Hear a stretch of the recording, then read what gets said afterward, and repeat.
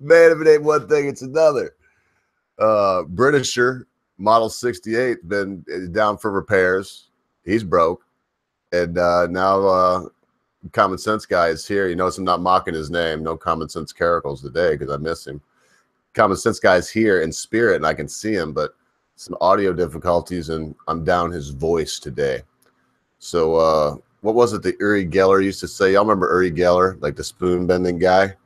Be like, if you have the electronics in your house and they're not working, the watches that aren't working, you go get the watches. You go get the watches that aren't working. You go get the TV sets that aren't working and the toaster ovens that aren't working.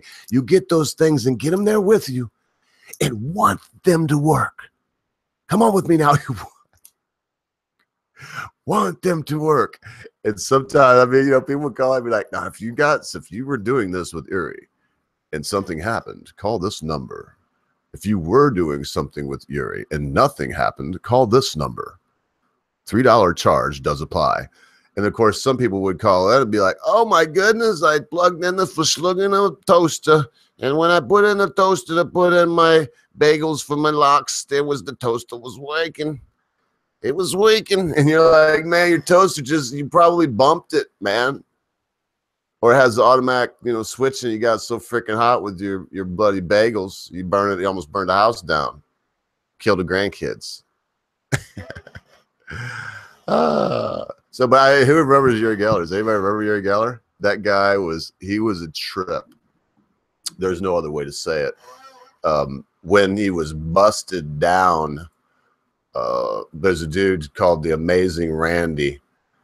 He worked with Penn and Teller in the beginning. They give him credit for kind of helping them along when Penn and Teller first started. They give Amazing Randy credit. But for a long time, he's had this foundation. It was $10,000, but then they had an endowment from someone that just was like, yeah, prove it. Now it's $1 million.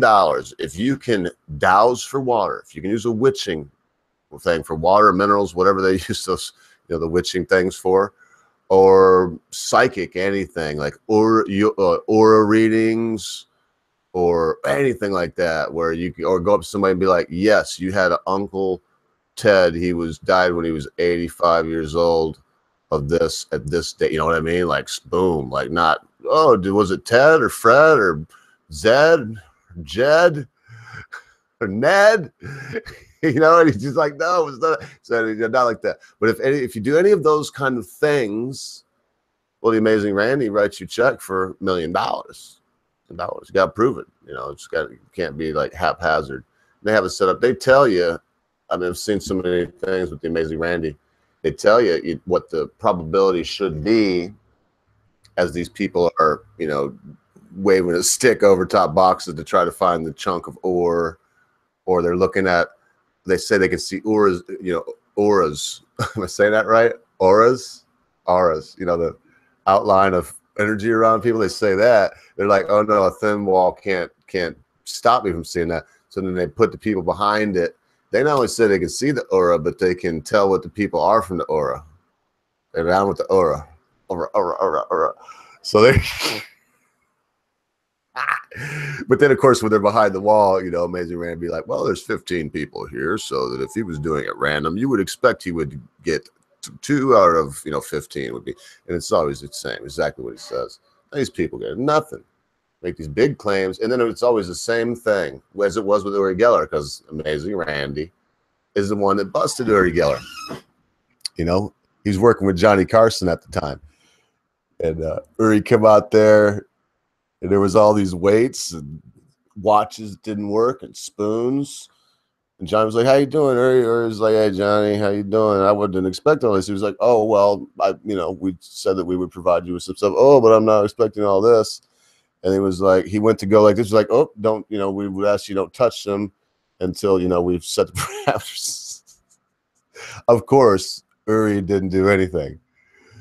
Nothing bent. Or he did this trick where you make the magnet move on a boat. I mean, all these just straight parlor tricks. Some of them he's pretty good at. Don't get me wrong. But some of them are not even all that great at them. And he had people believing that, You know, I don't know. Put your toaster and it's going to fix your toaster. I would say this. I believe that any guru or wise man of any kind of religion, there's some still really magic believing religions, but most, even a lot of them, but most gurus in a religion would tell you, you know, the deity that you worship doesn't care about your toaster. You know what I mean? I don't know. There are people that's like, you know, they would pray to whatever for anything that they possibly could ever need or want. And I think that was a problem with Yuri. So why am I talking about this? Because, man, common sense, guys, stuff's broken. You know, it would be cool if Yuri Geller would focus all of his fake energy on his headset and make it fixed. And then when he's done with that, focus all of his energy on MI6 so they hurry up with the British's updates and repairs. I would appreciate that. No, it's all good. We're going to have, I don't know about a good time. I didn't necessarily have a wonderful time planned for today, Friday. I mean, I didn't have I didn't have a walk to the roses prepared for today.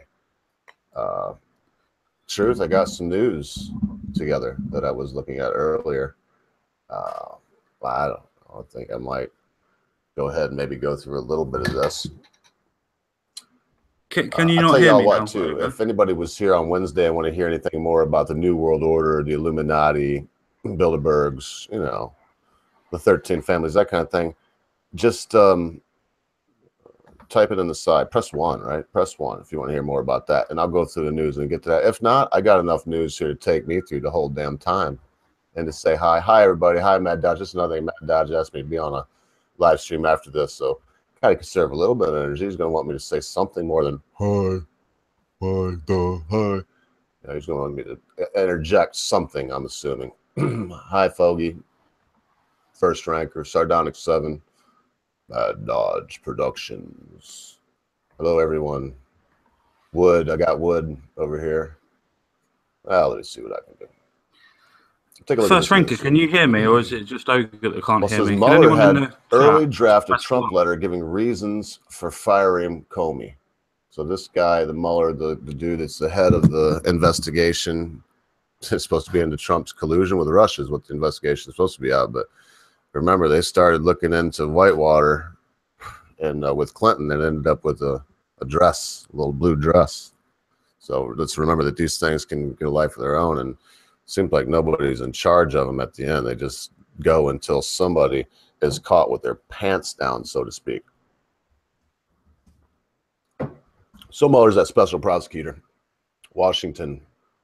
The special counsel, Robert F. Mueller III, has obtained a letter that President Trump and a top political aide drafted in the days before Mr. Trump fired the FBI director, James B. Comey, which explains the president's rationale for why he planned to dismiss the director. The May letter had been met with opposition from Donald F. McGahn II, the White House counsel. All these guys are seconds and thirds, huh? The White House counsel, who believed that some of its contents were problematic, according to interviews with a dozen administration officials and others briefed on the matter. Mr. Gaines successfully blocked the president from sending Mr. Comey the letter. Blocked, I mean, talked him out of it, which Mr. Trump had composed with Stephen Miller, one of the president's top political advisors. A different letter written by the Deputy Attorney General Rod J. Rosenstein. What's that? Rosenstein, sorry. Rosenstein. One Stein. What you got? You got one, you got them all. Rosenstein.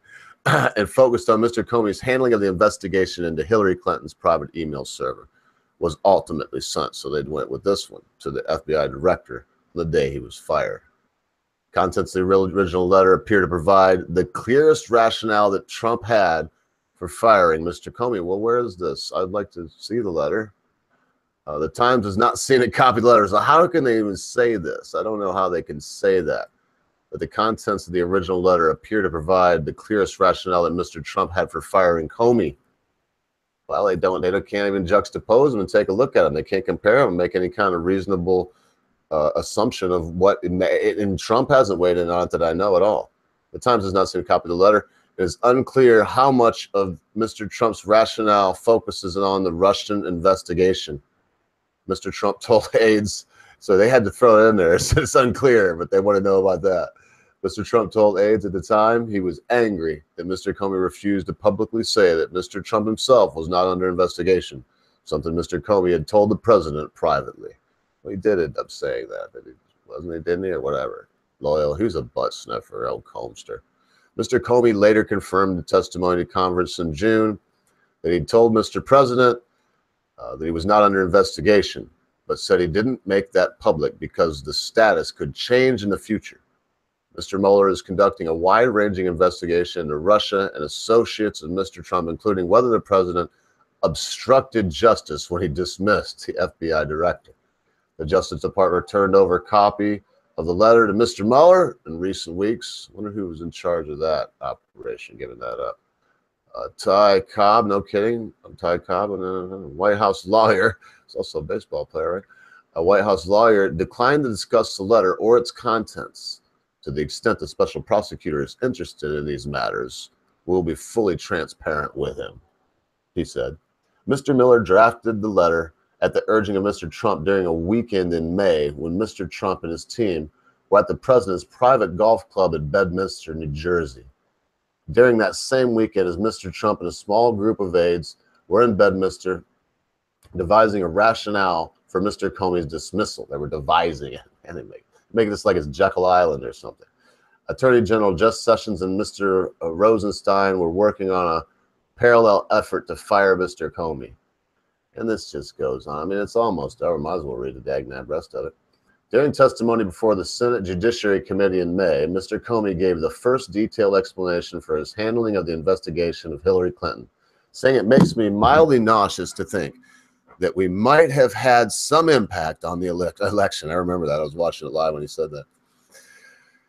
His conduct during the hearing added to concerns held by Mr. Sessions and Mr. Rosenstein that the FBI director had botched the Clinton investigation and overstepped the boundaries of his job. I'm speaking for 2 you. days after Mr. Comey's testimony, Mr. Rosenstein had a meeting with a White House lawyer at the Justice Department where Mr. Rosenstein expressed concerns about how the FBI director had handled the Clinton investigation. The White House lawyer relayed the details of the conversation to his bosses at the White House. Mr. Comey was fired on May 9th. I think this is a distraction. I mean, you know, it seems to me kind of funny that this is coming out and they're pushing this kind of weird thing about what letter got sent when they were firing Comey, when he was, you know, the Trumpster was firing Comey. No disrespect, President, when Trumpster was firing Comey. To take away from this whole ordeal that's been going around about the Clinton thing here, man. I haven't really started to talk about that. I don't have any information about it right now in front of me. I don't know who of y'all have been following it, if at all. Tucker Carlson mentioned some information last night about how that he may have been told right from the start that you are not to do anything to Loretta Lynch, Wasserman Schultz, Hillary Clinton. You are not to move on any investigation of them. You're not to look into anything. And man, come on. You know, it seems like it doesn't seem like in life, people are always, myself, we are always inclined to place blame on other people. And usually the blame we're placing, it applies to us in some way or another. The things that are bad about ourselves is what we dislike the most about other people. Believe that. That is the truth. So when we read stuff like this, yeah, I read the whole damn thing. What was in that? What was the point of this story, man? They had 2 letters. They decided to send one, and now they have the first one. I'm sure whatever it was, even if it was, look, you big, tall, stupid sack of shit, you are out of here like last week's fish. We don't need you anymore. We don't want you anymore. Your services are no longer needed. You served at the pleasure of the president, and now the president is displeased with your actions. Secret Service will escort you from the premises. No, he was like on a plane coming back from just giving this speech at college, I want to say, in California. I think he was on the plane when the president was like, "You're fired." To me, this is it's something that they're trying to get to draw away from this other deal that looks like it may be a story. I can't hear Common Sense Guy. Y'all can hear him? Don't tell me that they can hear you. I'm looking back now. I'm not even. Comments, please.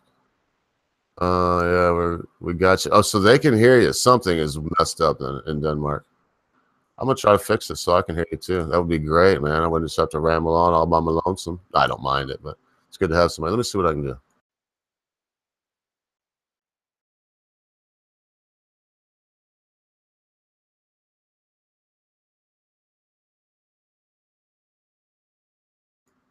Oh, he left now.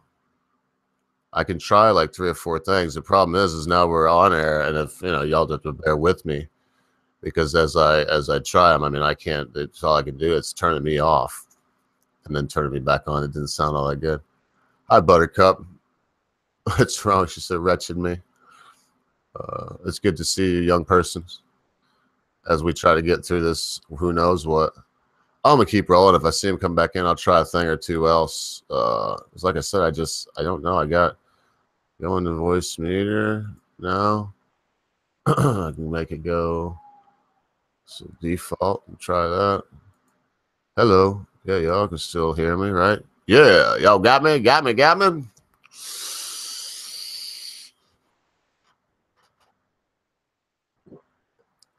But don't get too distracted by stories like this. I think it's a nothing burger. Like, I mean, look, if you're going to cover, 88% of the stories around CNN are about Trump and negative. If you're going to cover that much, I'll be negative. You're going to have to cover a lot of stuff. You know what I mean? A lot of it's just going to be nothing burgers, to use the coined phrase. I think that's all this is. It's a distraction. Like when Bill Clinton bombed the aspirin factory to take away from the, the dress situation. And then we did. Here we go. I mean, this is a lot of information here. I may just step on by it. I'll let this summary play right here. I'll let this play. She sums it up pretty good. Make it so y'all can hear it here. The co-founder of GPS Fusion, the firm that put together the controversial Trump dossier, reportedly testified before the Senate Judiciary Committee in a closed-door session on Tuesday. Glenn Simpson initially declined to speak with the committee, but agreed to do so last month. In exchange for his testimony, the panel's top lawmakers agreed to withdraw a subpoena that he appear before the committee. According to a report from Fox News, Fusion GPS has turned over around 40,000 documents to the Judiciary Committee.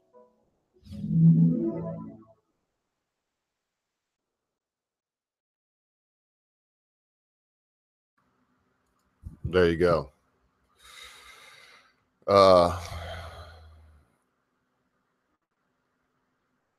So they want this information. They've submitted a FOIA, Freedom of Information Act. Hello? Hello. Can you hear me now? Yes.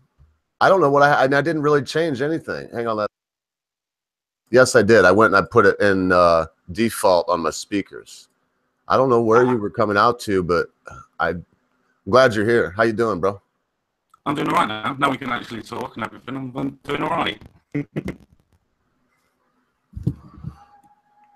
Not doing too bad at all. What are we on about then today?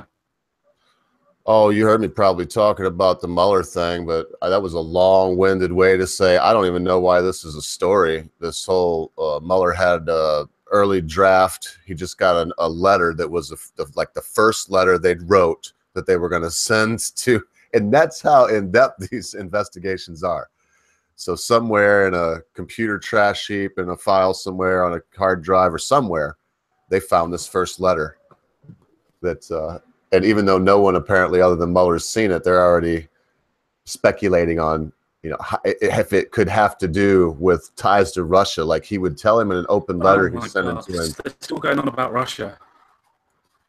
Oh, of course. Still going on about Russia. Oh my God.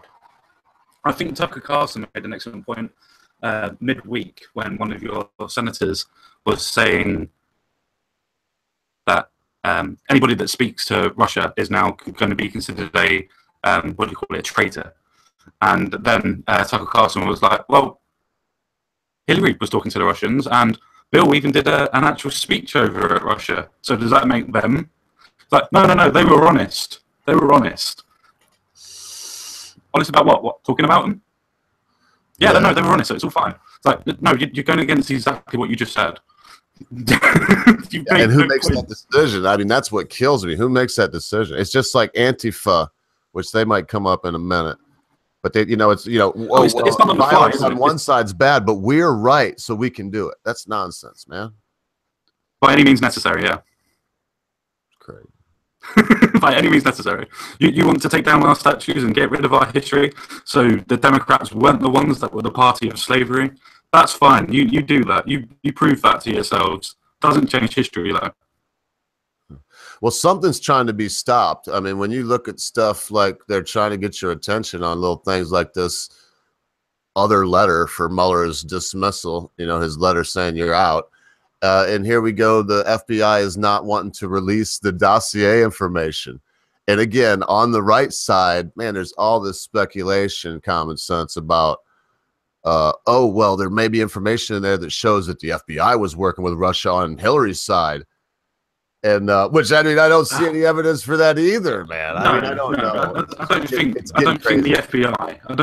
FBI are definitely not going to be working with Russia. If they are, it's going to be on trying to find out where terrorists are. They're not going to be conspiring to put somebody into the presidency. If they were, it wouldn't have been goddamn Trump, would it? It would have been constabulary Hillary Clinton. After all, she's the one who's been greasing everybody's palms for years and years and years. She's the one who's been building up to it. Yeah, I mean, an FBI agent may help somebody in a campaign somehow or another, but the idea that that the agency is actively, I just don't think you could find that kind of corruption in the agency as a whole. I'm not even for the FBI. There's too many alphabet soups. I'm not sure we need it. Definitely. We haven't had it forever in this country. I think it's in the 20s, maybe 30s, but somebody would correct me. Actually, I don't know the correct date, but I know exactly why the Federal Bureau of Investigation was actually. No, it was done with to do with the federal banks to investigate people not paying their taxes to start off with, before the IRS was put into place. Wow. That's the reason why they're called the Federal Bureau of Investigation, because it's done by the federal government, which is run by the federal banks. Yeah, one would believe that if you look into it, that maybe they have some say anyway. That's for sure. Well, of course they do. I don't want to go down the road of Wednesday, but yeah, if you look into different bits and pieces, then yeah, there are lots of different bits and pieces you can take from loads of ideas, should we say. Yeah. Well, I mean, that's the way it would seem to me. I think that they not only have influence, but I mean, they got it made. When you have the director of the Fed, they're not elected. They can't be taken down. Whatever they say, they're going to set the interest rate for you. You're right, too. I mean, it's probably just at the time. Talk about off topic, because this is how it is, man. You got this stuff in the middle. That's why I put it in the middle. This dossier where we would like to know. I would like to know what information they have on it. Because if it just says it's utter bunk and it was something that was created by the Democrats, I'm not saying that would even be illegal. Everybody tries to smear folk, right? I mean, I'd have to look into that. But whatever it is, I would like to know what's up with it, why they made such a big stink over the piss dossier, as I've heard it called. But this is the whole deal about Trump's response to well, first they said, that President Trump was too early. Because every other president, man, last was GW, man. He flew over part of Louisiana where Katrina hit. He didn't get out of the plane. He flew over and looked down out of the window. Like, yeah, it's bad. All right. Trump actually went. So he went too early. That's what they're saying. And then look at Melania's bloody shoes. Yeah. They're a bit high, aren't they? Well, it's going to be a lot of flooding, I hear there. But what I'm saying is, doesn't that mean she's going to hell and wants everybody in America to die? She's a Klansman or whatever? I have no idea. I have no idea, but it does look like an archway. So I don't know. You could find lots of different things to do with archways, I guess. Oh my goodness gracious, that's down the rabbit hole. Oh, but this is the distraction because this has been handled really well. I mean, he not only went, his wife went with him. Yeah. They've gone down there, sat next to these people that have to deal with this, listen to their problems, try to help them come up with solutions, showing them. I was going to say, didn't Trump already pledge over $1 million out of his own private money as well? Own pocket, yeah. Yeah. No, it's just weird. Like, compared to all the other presidents, I know that most of them are not what you would say rich or anything else by that stretch of imagination, but no other president has put any of their own pocket money, so to speak, into.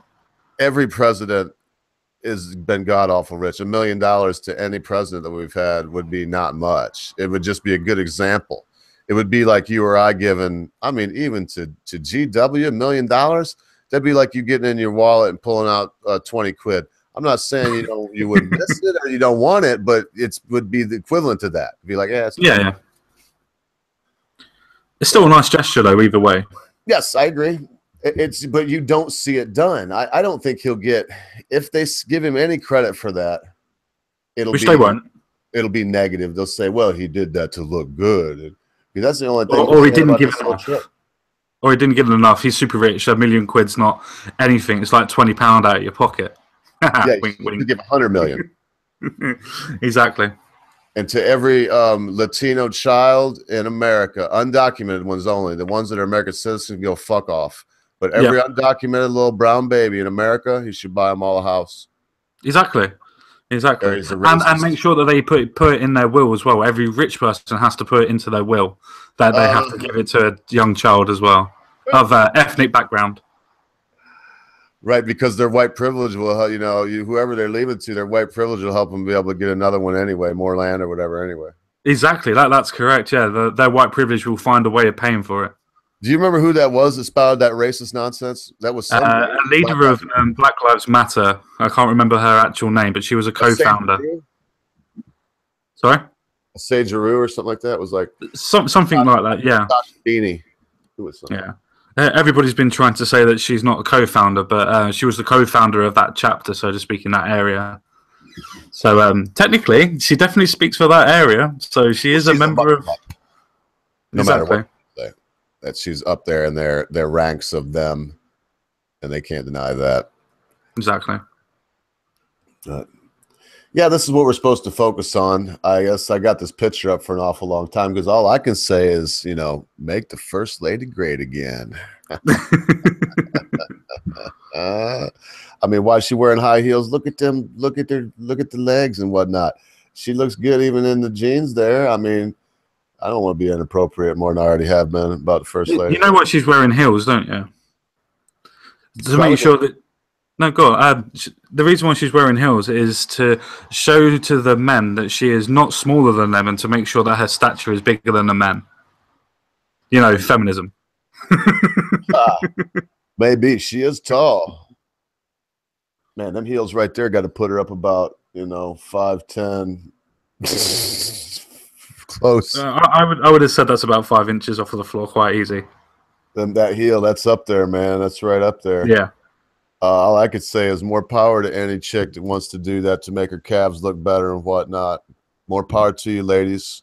Wear them. I just don't think they should have Marines. I don't know if you remember way back, man, the March for Equality, and they did a 5K in high heels. These Marines did, man, like in red high heels. I would like to know statistics. A statistic. How many Marines twisted their ankles after that march? Because I bet it was a high number.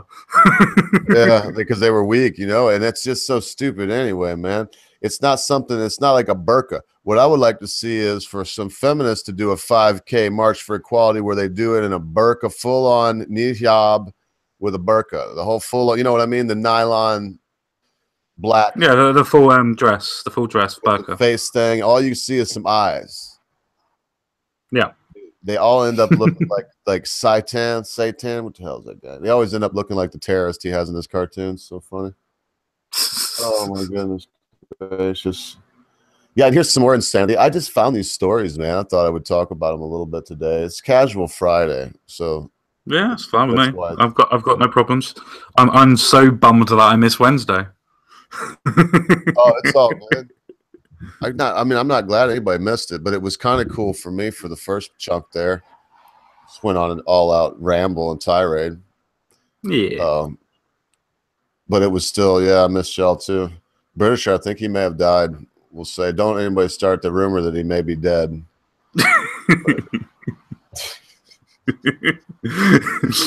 I think he's a little bit ill again. The British.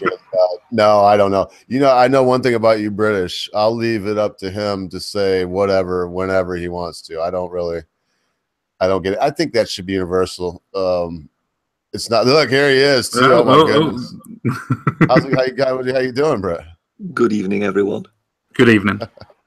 I thought I would make a showing, you know, just basically so that I can't be a complete leper.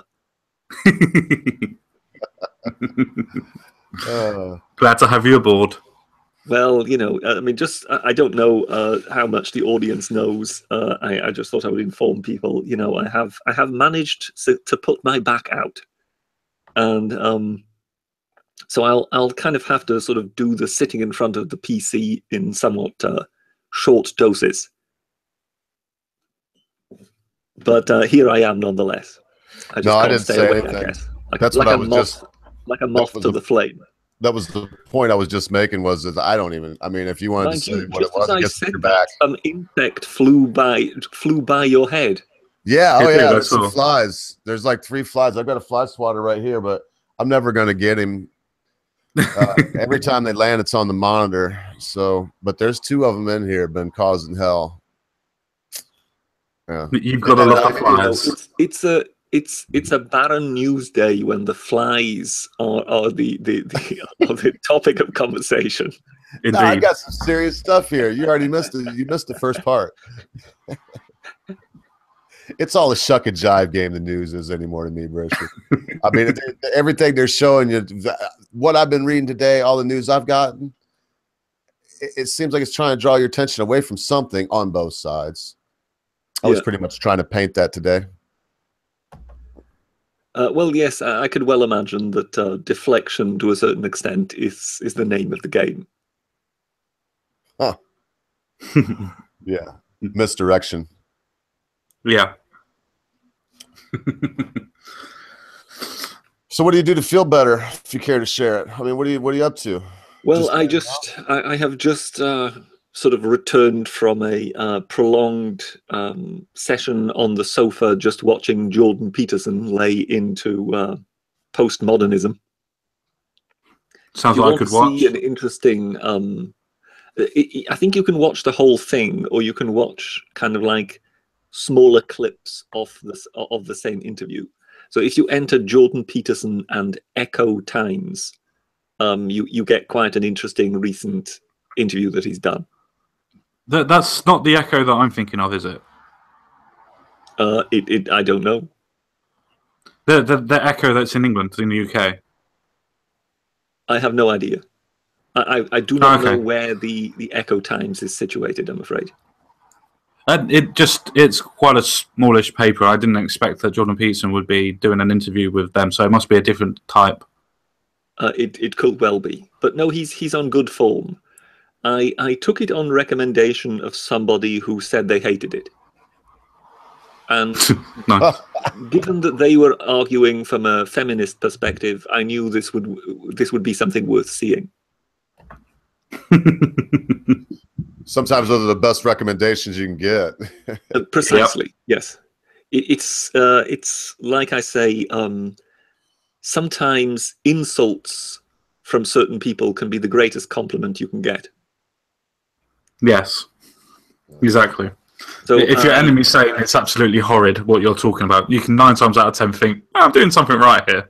Yeah. So one of my proudest moments was to be insulted by a, how can we call it, obsequious Blairite backbencher who told me that if it would be left to people like me, folks would be having sex on the streets.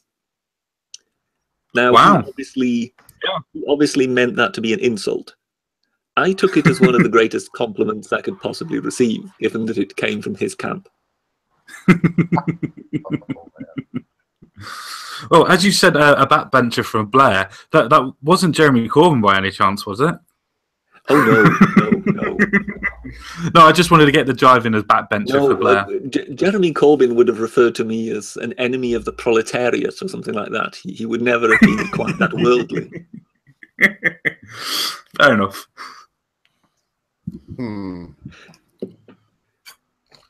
Yeah, I enjoyed. I see the. I'm here with the paracetamols, and the ogre has found some other way, other means of relaxation. Oh, Don't worry, I'm on morphine. It's been, I've got my own bit as well. myself, but I don't. My back's not bothering me. Just all over. I've been cutting wood. When you get back into the swing of cutting wood again, splitting it and whatnot, it takes every year. It takes me another day. Yeah. So now it takes me about a week to get back into the swing of things with my axe and my chainsaw. But I'll make it. I'm proud to hear it.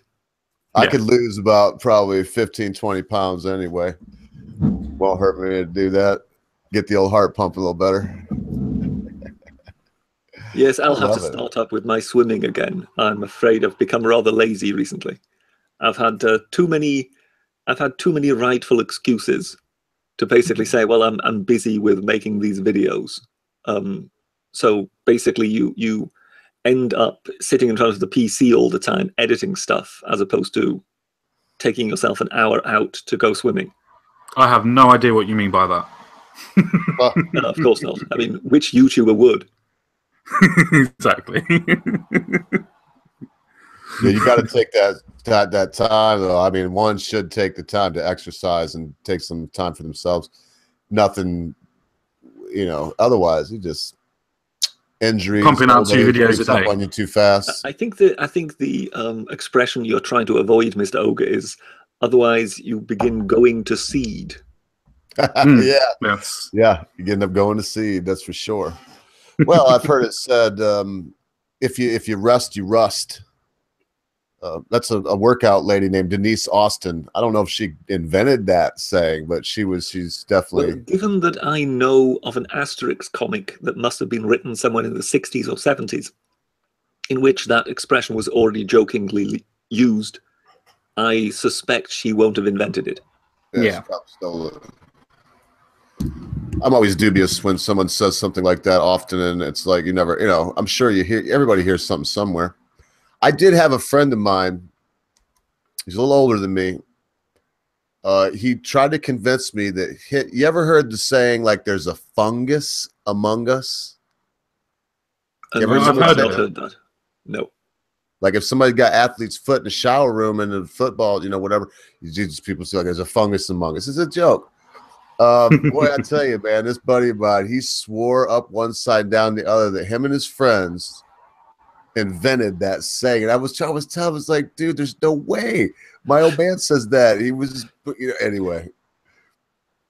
But he makes a good case for this. Sayings and what's popular, it goes around very quickly. We have the internet now, and so it's like, oh yeah, a meme goes around the world in seconds, it seems like. But even before the internet, man, stuff got around. It just had a way of doing it. Well, now I've also noticed a tendency that good memes can be done to death within a matter of days. Yeah. That basically the same meme is recycled again and again and again. So the one meme that is still being used at the moment is, you must be familiar with that, the guy that's walking along with his girlfriend and he turns as a girl in a red dress walks by, and he's doing that, giving that facial expression of how taken he is with her leader, whilst at the same time his girlfriend is looking at him as though she would just want to kill him right at this very moment. And now I've seen some very good jokes about that, including one particular meme that I believe the Finer Print did about the two of us, Mr. Ogre. Yeah. Yes, that was quite funny. Course, for which I shall never forgive him.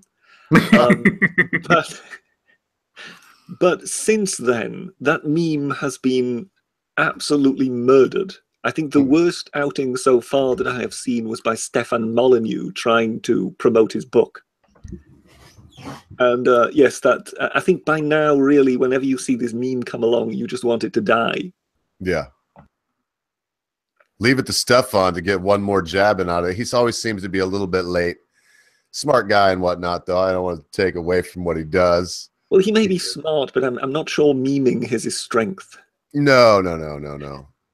Everybody can't be the Britisher. Well, by the way, you've been slacking on the old memes there, mate. It seems like it's been 4th of July since we've had one. Once the face of one of the characters is the front cover of Stefan Molyneux's book that he's trying to promote, then you begin to realize just how tame a jab that particular attempt was. Yeah. Well, that's how things get old. Did I interrupt you in mid-rant in telling me that it's been too long since I made a video? Meme. No, meme. Oh, I see. Yes, a meme. No, I'm hoping that you take a little bit of time. To find the right fodder. That's the problem. If the right thing comes along, like VidCon, which with homo detritus and things like that, then that feeds my imagination. But if it's just sort of an ordinary day, I don't tend to think of memes, if you know what I mean. Well, I put out I was looking today, man. I've made a bunch of them. I just think it's fun. They all make me laugh. And then you always oblige me to like them. I always get put. Oh, you never do. Rev Ogre. You do maybe 1 in 6. I'll get a little, and I don't even know how sure you like it then. You may like them all. You just like throw a little bone there. 6, aren't you? Like, I really don't like this one either, but I'll push the button. Well, I have to say that one that Ogre did recently, I didn't particularly like that much. Oh, the one with you in it? No, yeah, that might be the one. You definitely want it. Oh, the one with the cat? Yeah, the cat says you would do it too. I don't remember. I make a bunch of them. I got the one with the finer print in there. Yeah, look, there's a fly on these actually on. Yes, there was just Godzilla that just crawled over the lens there for a second. That was Mothra. This sons of bitches. I'm telling you. Oh, there's nothing I can do about it. If I try, I'll just start breaking stuff. I've got the killer right here though, the calmer. Sometimes if you just wave it about, they'll be like, "Oh, it's certain death." In fact, since you started waving it about, you seem to have attracted one of them. In fact, no, I'm not quite sure whether it is suitable. Oh, that's game over. Goodbye, sir. Goodbye, sir. Fly. Common sense. I believe we've been witness to a murder. We have. We need to make sure that we report this. The Animal Rights Brigade and the vegans and whatever, they'll be out in force now. Man, we were talking about news stuff until you got here, Brett, and then now it's down to SWAT flies. And we had a coherent. It still can't be worse than Wednesday. It still can't be worse than Wednesday. Yes, I given that I was witness to that particular event with clouds that have eyes and teeth. Yes, let's not forget the teeth. Yes, it was entertaining in its own way. But yes, let's just say it was. Could you hear me? Enlightening. Could you hear me before the chat?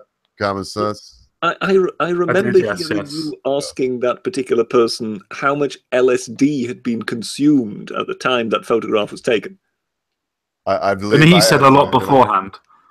If I remember right, I did ask him that question. Quite a monologue. Yes. Mm-hmm.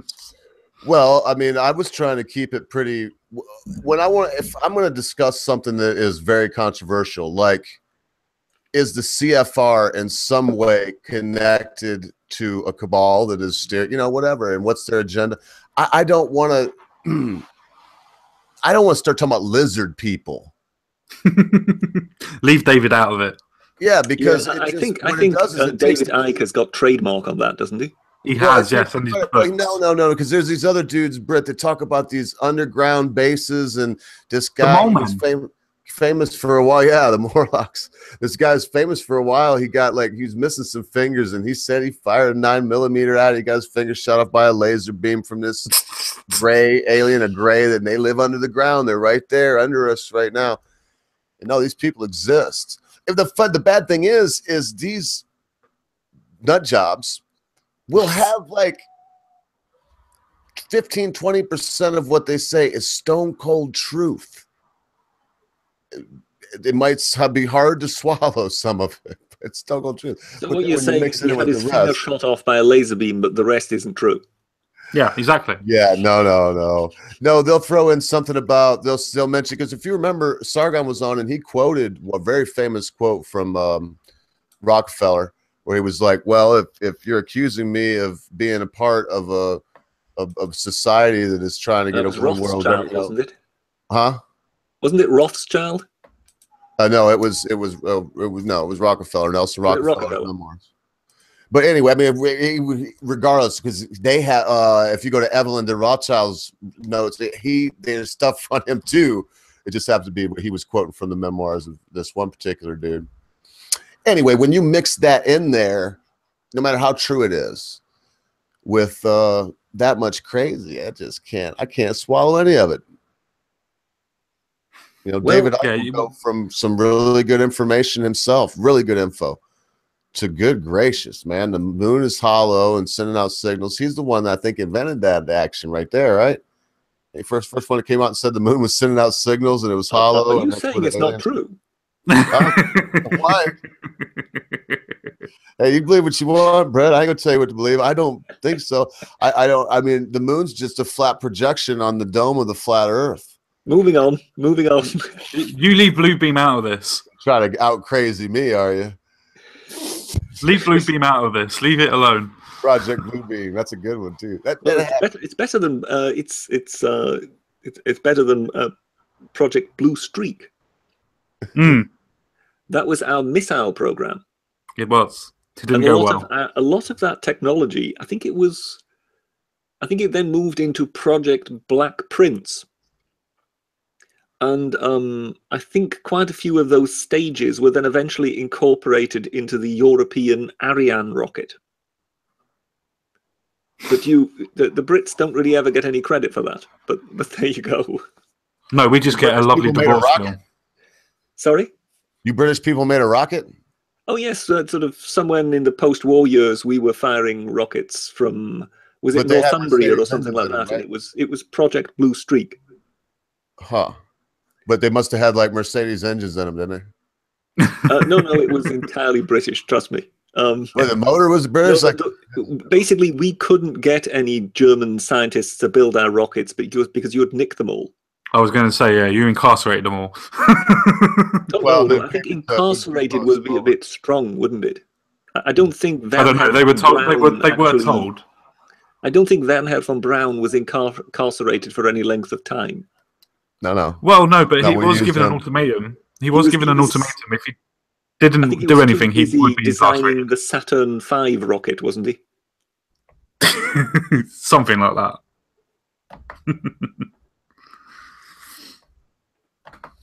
You know, the Russians, they just nicked all the German plans because the Americans had already successfully nicked all the German scientists.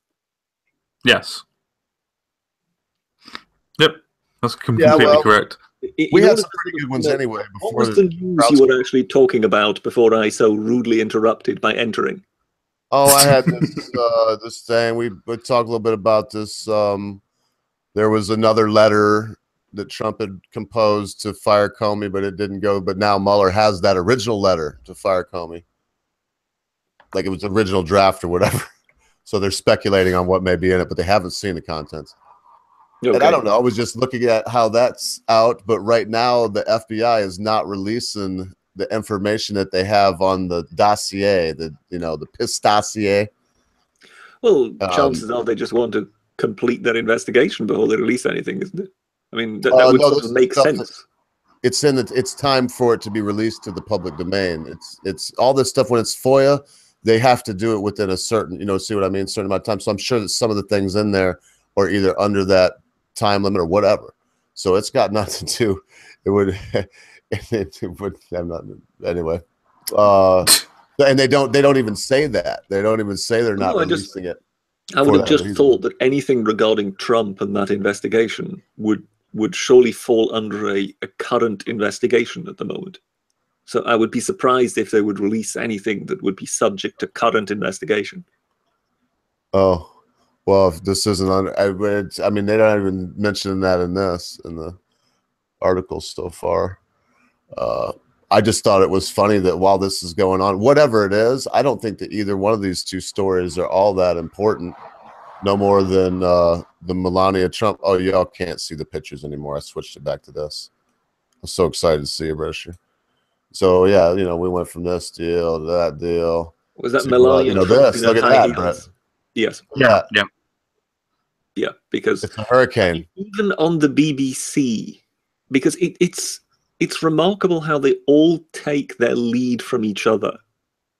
So even on the BBC, they had something like, you know, they have on BBC News Common Sense, they have that in the evening they do the papers. Yes, they do, after 10 The o'clock. upcoming headlines for the next day. Yes. And it was rather interesting, of course, that once again it was a female BBC presenter with two newspaper reporters, which, funnily enough, never happens the other way around. I don't know if you've ever noticed that. But anyway, definitely, yeah. The two female newspaper reporters went into some regarding Melania's high heels. It was that she was going to a flood area in high heels. And you just thought, well, surely she will have known that she will be landing on dry land. Exactly, yeah. But yes, they went into it in some, you know, to some extent. And I was then surprised to... Sorry? You would have thought... I said you would have thought, being a woman, that she would have praised her for doing the fashion as well as trying to help people. Oh, but she's the wrong kind of woman. She's a woman like Margaret Thatcher or Theresa May. They don't count as she's what you would call a Tom woman, then. Oh man, she's what you'd call a Tom woman. And I'll tell you, if somebody would have published, I was looking today, and there are some, like I found some articles about Melania, or excuse me, about the one that just was in there that's not in there anymore, the black one. I found some articles, Michelle Obama. I found some. Trying to erase certain things out of my memory, okay? But I found some how articles quickly people today that forget. were very unflattering of her, and there was a thing going around that it was Michael Obama because she had a penis. You can see her penis in some pictures, or whatever that thing is down there. So all these things are going on. I mean, I did find some, but the idea that it was on, like you can see here, this is I mean, this was covered by, you said, the BBC, CBS, ABC, everybody. And this was the tone of it. You know, this is Todd, whoever this is, Stashwick. I don't know. I probably should know who it is. I don't know who the hell it is.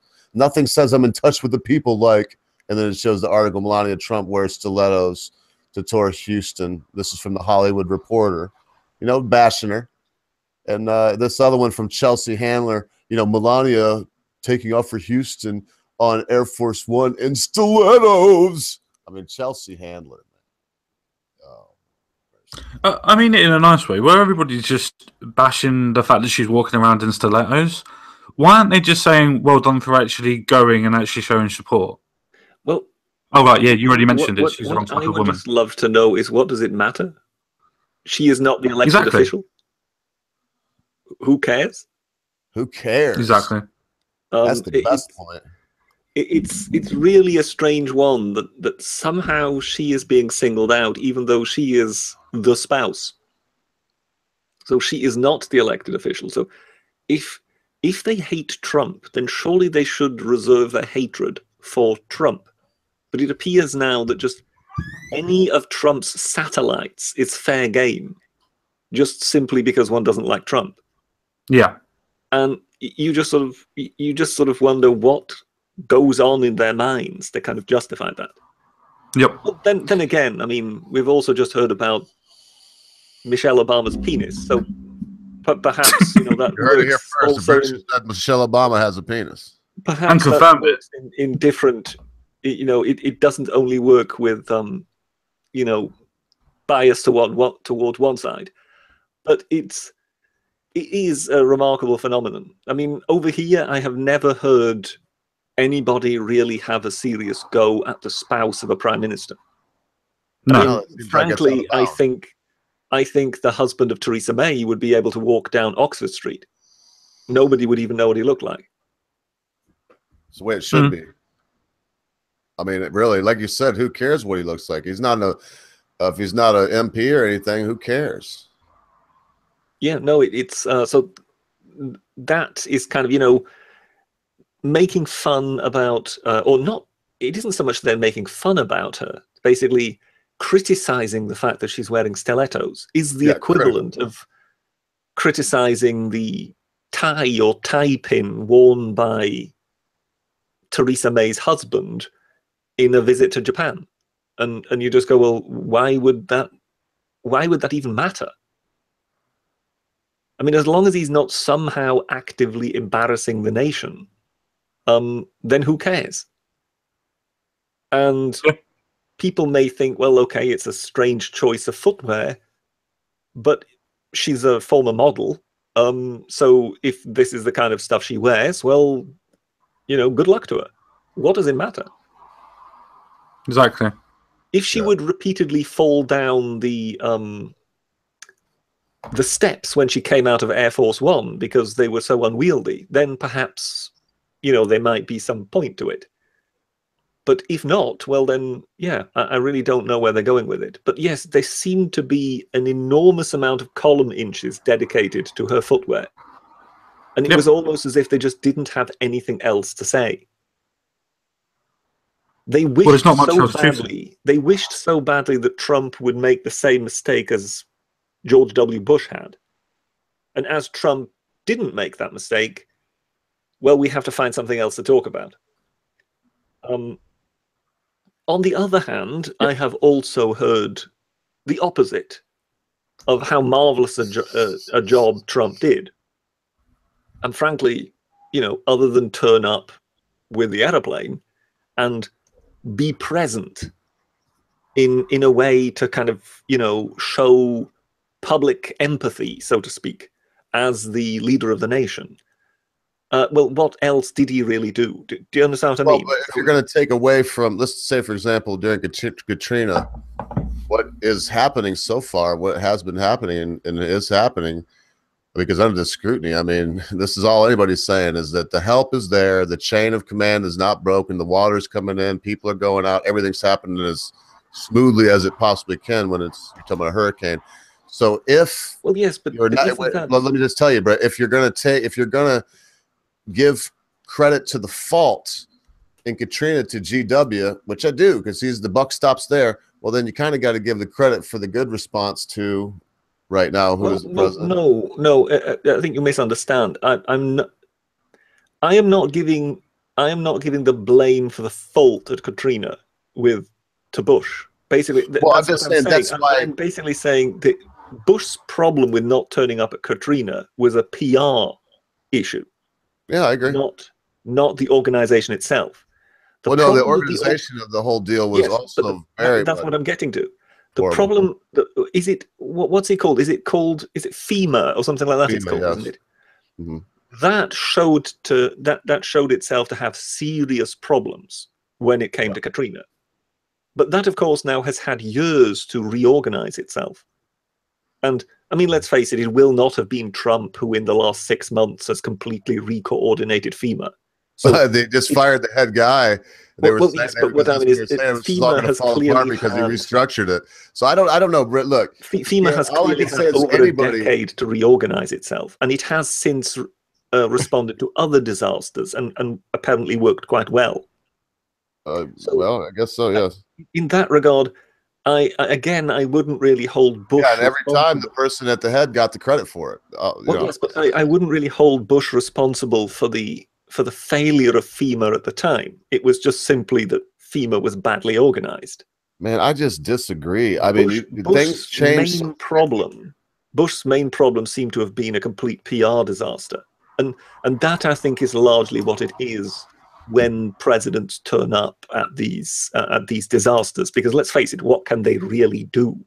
things are either in They place. can open up that the floodgates of money and supplies and aid. Oh, yes, but what I mean is that tends to happen every time, really. The people working for them can know that if we don't do this right this time, and I would, man, I don't want to make this in a big argument. But what I mean is, any money Sandy was very questionable.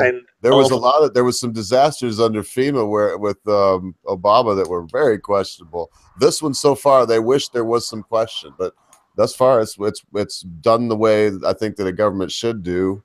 When this, well, I mean, sorry, but I just sincerely doubt that FEMA has been reconstituted from a complete wreck 6 months ago into. I didn't say that. I wouldn't say that. What that is, that's just no, not. Matter of fact, I believe that we are looking at something that has simply gradually improved itself from a very low point at the time. I think you have something that could have ran well under almost every one of these, probably under every one of these circumstances, but like it or not, the administration at the top has a serious effect on how things run.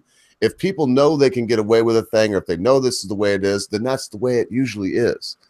And at this point, I don't know, man. Just let time go by. I'm always told also that it's only been 6 months, so let some time go by, and hopefully no more disasters like this will happen. But as things tend to do, and they're dealt with one at a time by, it seems like, a real reasonable administration that is very, very good at administrating. And that's what they seem to be the best at. It may not be the best PR people. Trump might not be the most conscientious of tweeters. But all that said, the administration part of this administration is impeccable, man. Impeccable. Absolutely. Yeah. Well, I would just say that these organizations, in a way, in most kinds, these kind of organizations, whether it be fire brigades, anything like that, you put them in place and then they spring into action when the disaster occurs. Whoever is mayor at the time when the building catches fire and the fire brigade rushes towards the fire is in that regard irrelevant. The fire brigade is by that time either constituted properly or it is not. That's the way I would regard it. Not unless you're Theresa May, when it's completely not your fault. Of course, if there is a fire at Grenfell Tower in London, and Labour spot an opportunity to blame it on the Conservatives, then that's entirely different. And what if the mayor just started funding the fire brigade that was defunded by the mayor before it? So the building and the equipment were there, but there was no men to, because let's face it, fire brigades should have men in them. There were no men to do the job because they weren't being paid, and now they're paying them again. And so at that point, who would get the credit, Brett? Wouldn't the mayor get some credit in that? If there was some substantial change that one could point to that particular mayor would have done, then yes, the mayor should get credit for that. Yes. All right. But by and large, these institutions kind of are almost dormant, and it's basically just a matter of, have you set them up properly? But it seems to be more sort of something of the institutionalized state rather than actually of a particular person, as in, are these things properly set up? And then when it happens, they can spring into action. And they are then either there or they are not there. And whoever is in charge can then still promise money or anything like that. But if the people are not on the ground, there is nothing that you can do. Yeah. So, yes, I think in that regard, one has to be careful not to point to particular people and blame them. So blame them or praise them. I think it really is a matter of, that is in a way the credit to the United States that FEMA has worked, as opposed to the credit to either Obama or Trump. Well, when you're consistent that way, I'm not going to argue with your stance on it. I would say I almost agree with you, but at the base of it, I live here, I see how it works. Not saying that you can't see where it works from you. I probably shouldn't even say that with you British people, because it's kind of dismissive. It's like, well, you're not black, so you can't. Well, it's like I almost did that. But the point is, I do, being here, I see it. Administrations make things happen so quickly. in one way or the other. Barack did some good things while he was president. There was also some things that happened very quickly. I mean, check out Project Veritas when you're not watching Jordan Peterson on your free time, and check out how they expose some of the Acorn and some of these things. And just remember that things get easier to do along certain lines when there are administrations in than there are when it's others. Just like you could say, I bet it's probably harder for somebody really in need right now to get help, Brett. Probably is. I'm not in need, so I don't know. But I bet, when someone will come out, is this the next story I got from the Southern Poverty Law Center? No matter what, I want to see how long you got, Brett. You got 10 minutes on you? I'll definitely have 10 minutes in me, yes. All right, cool. I don't want to push you in because I don't know about the week that was. I would hope to see it and all. But yeah, I could imagine it would be a bit shorter. I've got lots of stories I would like to talk about, but I've got the feeling I'll just have to keep it to a fair minimum. Well, and God took one day off, man. Just remember that. So it's okay once in a while to just, not every bloody week or month, yes, mind. But with God, it was his first attempt, whereas I've been doing this for a while now. Oh, all right. That was good. Oh. How do you know it was his first attempt? That was actually funny. Oh, but this is the next thing, man. You sound surprised. Pardon me? You sounded surprised there. Yes, no. No, that was very funny. It was just, no, I wasn't surprised. It was just a good one. It was religious, but it was, what would you say? Some people would have said it was like blasphemous, I guess, but it was quick-witted and it was funny. I just liked it. Whatever. I wasn't surprised, Brett. I'm surprised you're up and about right now. Hope you do get a chance to take a break. I thought, given that I was on with you on Monday, yep. and I was far from my best on Monday. I was completely all over the place. Then on Wednesday, I abandoned you, and things went all to conspiracy theories. So I thought today I would definitely have to make a showing. I was gonna go. I asked earlier who wanted me to go that direction after I got to the news, and there was people want to hear about that crazy stuff. I spent a lot of time looking into it. I might as well share what I've found. Anyway, I don't want to go down there right now. I guess that's the rhetorical difference, isn't it, between a lot and too much? Exactly. Yeah. Exactly. Do you want to hear something depressing, Mr. Ogre? One thing that I will say, as far as anything like that that's very controversial, so controversial it would be hung with a label like conspiracy theory. I always try to keep it, this is what these people say, and these are who these people are. Well, that's what I did on Wednesday. That is exactly what I did. And I don't know why Aleister Crowley said that you should walk backwards and talk backwards and read backwards and learn to cast, he said, well, actually, I know why he said to do it. Why he said it would add magical power to stuff that you were trying to accomplish. He said he got that from some deity. I look at that no different than I look at, what was the Mormon guy's name? Oh, Smith, Joseph Smith. I don't look at that any different than him with the seer stone and the hill Cumorah and Moroni and I don't believe that stuff either, man. It's just a load of horse crap. Do you realize how he has cleverly just managed to veer this conversation in the direction he wanted? Oh no. You see, I got the story up right now. I was trying to ask you if you ever heard of the Southern Poverty Law Center. I have heard of the Southern Poverty Law Center, yes. You have something like that in England? We have various politically correct societies. They just give themselves different names. Well, this is like Labour. They've fought lawsuits for civil equality and whatnot. I mean, they have done some good things. The Southern Poverty Law Center. It's one of those organizations that is resting on its laurels from the 1960s, isn't it? Oh yes, for sure. Yeah. Oh, I'm sorry if I just bulldogged into that. Yes. I mean, I'm trying to compare them to something, but the only thing I got is the ACLU, the American Civil Liberties Union. They're similar, similar in function too. Mm-hmm. You would never see either one of these people fighting to anything for Christianity, Judeo-Christianity, anything for any kind of, I mean, I don't want to go all there, any kind of Anglo, any kind of white, anything to protect white person. The established order, wouldn't they? They would see that as the establishment, and they would say they're not there to fight that cause.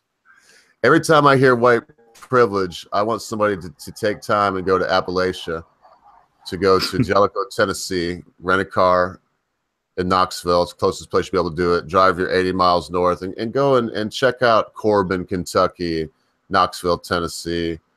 Drive on up. See, you've already stopped me from doing that. You said Corbin. That's enough for me not ever to go there. Yeah, Corbin, Kentucky. That's funny and coincidental, but yes, it's because that place is not correctly named. It should be Saint Corbin, Kentucky. No. Yes, indeed. That's an old town. There's no way. It's an old coal town. All those places I just named were. All of them are so poverty-ridden right now, man. Mostly white. I don't think there's any black people around. There are very, very few. But oh my God. Oh, we have got places here, particularly in the northeast, which were previous coal mining towns, which now seem to be places which, you know, God has forgotten. Yeah. And again, you know, grinding poverty, very bad health throughout the entire community. And as you say, no minorities to speak of. They are traditional white working class populations. So let them die, huh?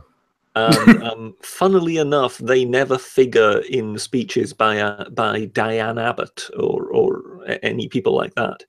Surprisingly, because the truly oppressed and, you know, dispossessed people are only of a particular identity. And if you don't fit that particular narrative, then you just don't get mentioned. So yes, in that respect, we have much the same story over here. Well, for these race-baiting folks who just like it is everywhere in England, everywhere else, they would let certain folks die and do everything for whatever class or group that they deem the ones that need help at the time. Have declared 3 of America's largest army bases Confederate monuments, with the potential to unleash more turmoil and bloodshed if activists don't take down the army bases. They talked about Fort Bragg as one of them. Fort Bragg. I used to live right close to there. I can't even imagine if Antifa goes to Fort Bragg, they're going to die. So do I understand this correctly? These are basically army bases which were army bases at the time of the Confederacy, but are now army bases of the U.S. Army. Yeah, and listen, they're talking about Fort Bragg and Fort Benning. Both. That's the 82nd. I haven't even looked this up. I just know I was going to join at one time years ago, and you don't forget that kind of thing. I found out quickly I wasn't going to be a soldier. That was my end of that. But anyway, here's this. Fort Benning and Fort Bragg are both airborne ranger schools at Fort Benning. That's the 101st Airborne Division. 82nd is at Fort Bragg, and I mean, those are our boys. I see it now on screen. The problem is not that they were bases under the Confederacy. The problem is that it says there the last line of the upper paragraph. All 3 bases are named after Confederate military leaders. So that's the problem. So they have the wrong name. So strictly speaking, we could just basically change them. And we could change them to Fort Obama, and suddenly there would be no problem. Hey, listen, do you know what West Point is, Brett? Are you familiar with that military academy, West Point? Have you ever heard of that? Martin Luther King Point. Yes, I've heard of it. Well, no, here's the thing about West Point. There are British people that live in New York City, and around West Point, there's British people that live around there. They call it that because that was the place where they had this giant chain stretched across the river. It was a very narrow spot, and if they've seen the bloody redcoats coming up there, they pulled that chain, and they would slay the redcoats in there. And they did it a couple times, who killed the redcoats in their boats. British people. Your ancestors. Some of them may have been your bloody relatives. Kill them. So what do you want it renamed from West Point? Because of all the British that were slayed? No. Oh, of course. Part of history. It would have to be called Traitor's Point or something like that. Of course it would. Otherwise, you couldn't bear this. Or Emmanuel Macron. Point de Macron. Oh, I don't know what that means, but it's French. It makes me hurt to think about him changing it to Emmanuel Macron Point. Oh, Macron. I got you. No. No. What I'm saying is, essentially what these people are setting themselves up for is basically at the moment they're demanding the bases must close.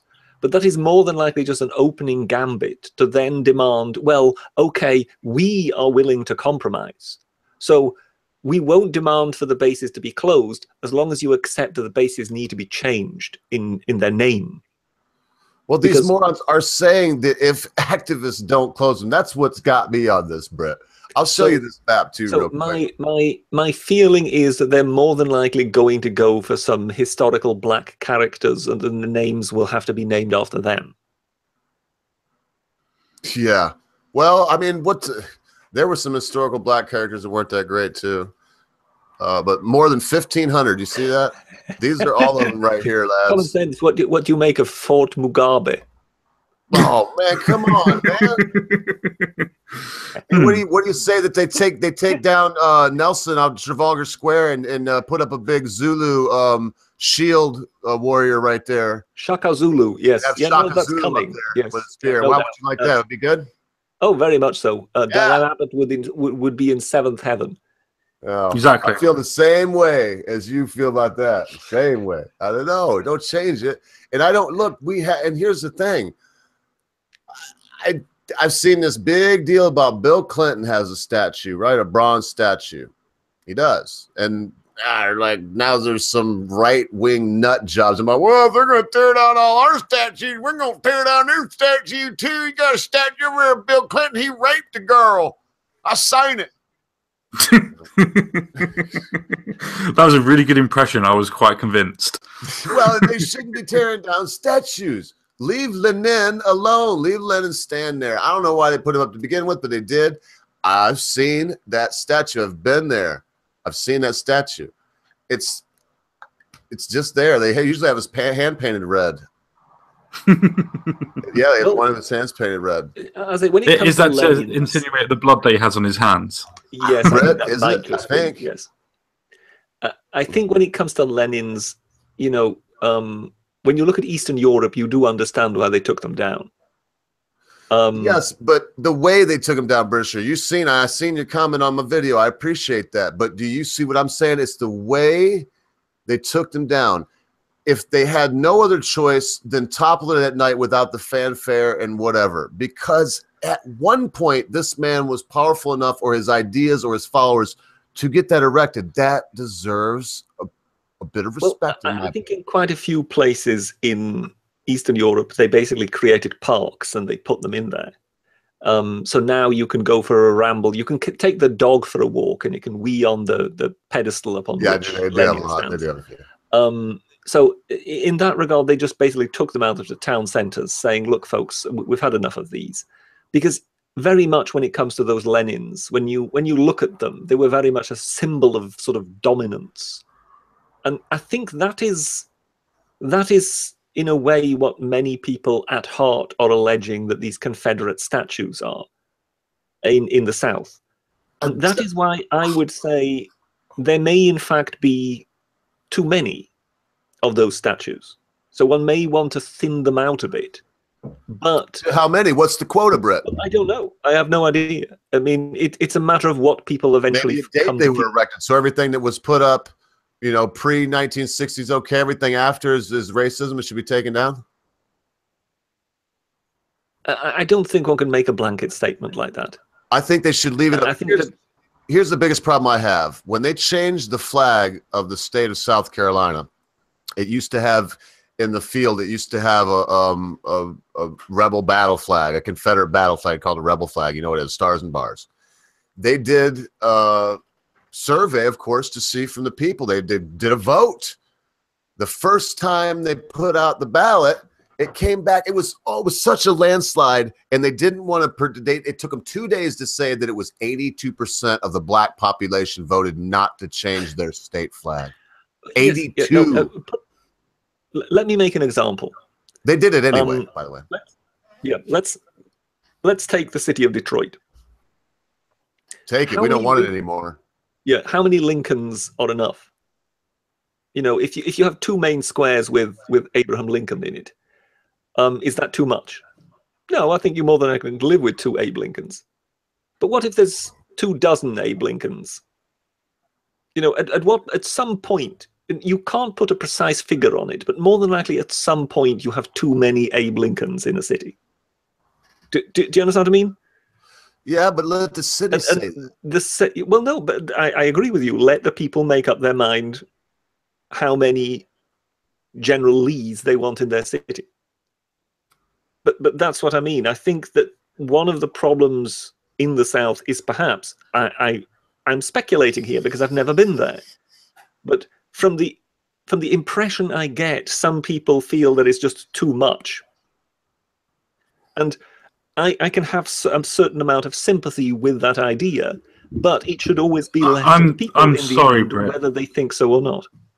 I'm sorry, Brett. I'm going to have to cut in on that. It's like trying to say that you've got too many eggs in one basket. It doesn't matter if you have or you haven't. What matters is what the people are thinking around you, not the fact that you're going out of your way to say, "Oh, these eggs are not worth it anymore. We should take them away or put them away."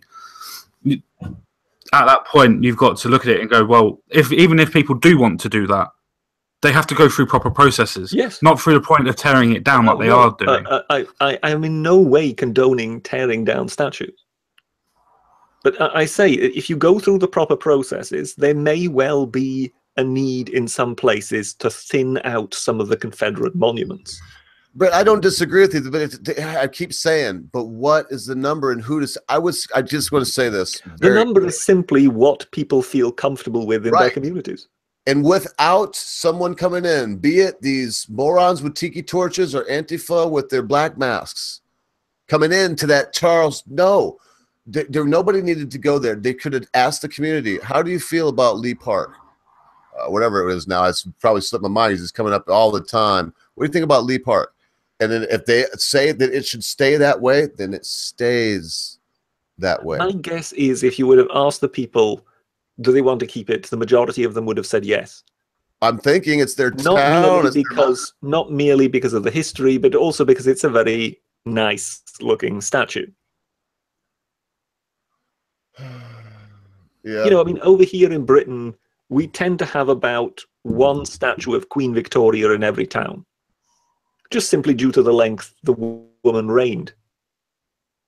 But again, as I say, if she would have gone on, if there would have been a building frenzy of Queen Victoria statues during her particular reign, or perhaps just after her reign, as was the case with the Confederate statues, when it was very much the survivors and the children and the widows of the fallen who then sponsored statues. One can go too far, one can build too many of them. So it may. But why is it only a problem now? Well, that's a very good question. Yes, but then again, I think that's my point now. Yes, but I think some of the removals of statues actually already began before it became a militant issue after the Charlottesville. Oh, so they have taken some down, but let's be clear. You know, there was a General Lee, a standing General Lee, wasn't there, in Georgia, I believe. Yeah, in a southern town that was taken down, and that was the town council. It was, you know, I mean, I was against it at the time. I remember mentioning it on the week that was, because to my mind, it was being taken down for the wrong reasons, but at least it was going through the proper processes. So as I say, if there are just too many, then by all means reduce the numbers and perhaps put the others either in parks or museums or something like that. Well, they're dotting the idea that some mobs should just be setting about statues is ridiculous to my mind. Yeah, well, I'm sure you never would advocate for that, Brett, and I hope that I want to make it sound that you were. But I got to point out that when you look at this map, brother, please understand that from here to here, you could probably put your island in there 4 times, 3 times from here to here. I mean, this is a huge space, and they've marked them with these big circles. If you were to mark them with the little speck of sand that they are, You see that as long as it stayed with what you just said, and they didn't make a mountain out of a molehill. I mean, when it comes to these maniacs at the Southern Poverty Law Center, because this is insanity when they say, with potential to unleash more turmoil and bloodshed if the activists don't take down army bases. They're saying that the names of these army bases could cause bloodshed. They could unleash. Yes, I would like to see activists trying to take down army bases. I think they will find that the men with guns inside might have something to say about it. Fort Benning, Georgia, mate. That's the red clay of Georgia, where they take men and make them into airborne rangers. And they don't know how to do much, but say yes, sir, and kill everything they see. I think you two might be missing a little bit of a trick on this aspect. For people that are calling other people to go and be martyrs to try and start something that people think that wasn't going to happen in general, if something like that where activists were going to attack army bases, I can almost guarantee you that once they got shot, because they would do, because they were trespassing on government property and all that sort of stuff, there would end up being some sort of backlash to that, and then things would get worse and escalate. I think we're missing a trick on that aspect. Also, you think this is, in a way, a sort of subversive act of trying to actually stir up trouble? I think it's a service way of calling a call to arms, in effect, because they're trying to get people to go against army bases to try and force them to become martyrs, to try and get people to sympathize with the fact that they may or may not get shot by trying to do whatever they're trying to do, which I don't understand what they're going to do by running up to a government base apart from this anyway, which is by causing more people to go to their side and possibly causing a civil war, which everybody's been hinting since the beginning. Well, I think the civil war argument, to be honest, is a bit overstated. I think the camps on either side are actually much too small ever really for a civil war to be possible. At the end of the day, you don't need a big army to fight another army. And once you do start fighting, other people get involved endlessly anyway, because they're going to be fighting in those streets. They're going to have to protect their areas. They're going to have to end up picking a side, because they're going to have to think what bit can I do to protect myself. For a little sanity, though, I'm going to say this. I will agree with one thing. When the Southern Poverty Law Center says that these bases are going to unleash bloodshed and havoc and all these things, that is a riling up. That is, they like to use terms like dog whistles and say that somebody that's out there just giving an honest speech is other dog whistling, they're racist when they've said not racist. Well, that's a dog whistle right there telling them. I would just, looking at this clip, I would just sort of say these are the perfect example of people who will never make up an army. Because the moment they realize, that's what I'm trying to say. They're not going to be British. If they did, it would be that the camp they're in doesn't have Wi-Fi. They're going to want to leave. Can I ask a question then? I'm not trying to be some conspiracy theory even when I say this, but how many people honestly thought that when Welcome to Hell happened in Hamburg, that it would have been the sheer number of Antifa that turned out for that? Oh, I understand that it's slightly different because it's in a different area. Yes, I understand what you mean, but again, you have to understand that this was a day out. This was people just letting off for one day. But if you actually could have quite done that same thing here anywhere. But if you actually try and get those same people involved in something serious, in which, they might have a leg or two blown off, and at the same time, it's not going to be an outing for a day and then they can get back to their internet, but that they would actually be, they would be expected to kind of be soldiers, so to speak, with all the hardship that actually entails. Don't they already consider themselves soldiers, though? Oh yes, yeah, but they consider themselves soldiers for a day. To them, it's all image. It's not actually about not getting fed when you feel hungry. It's not about being cold, and I mean really cold, and still functioning and still fighting.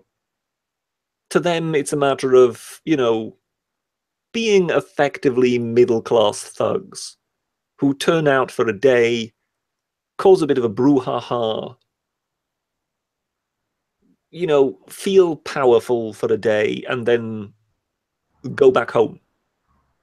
And that's not how war works. War is essentially a contest of endurance. The last man standing wins.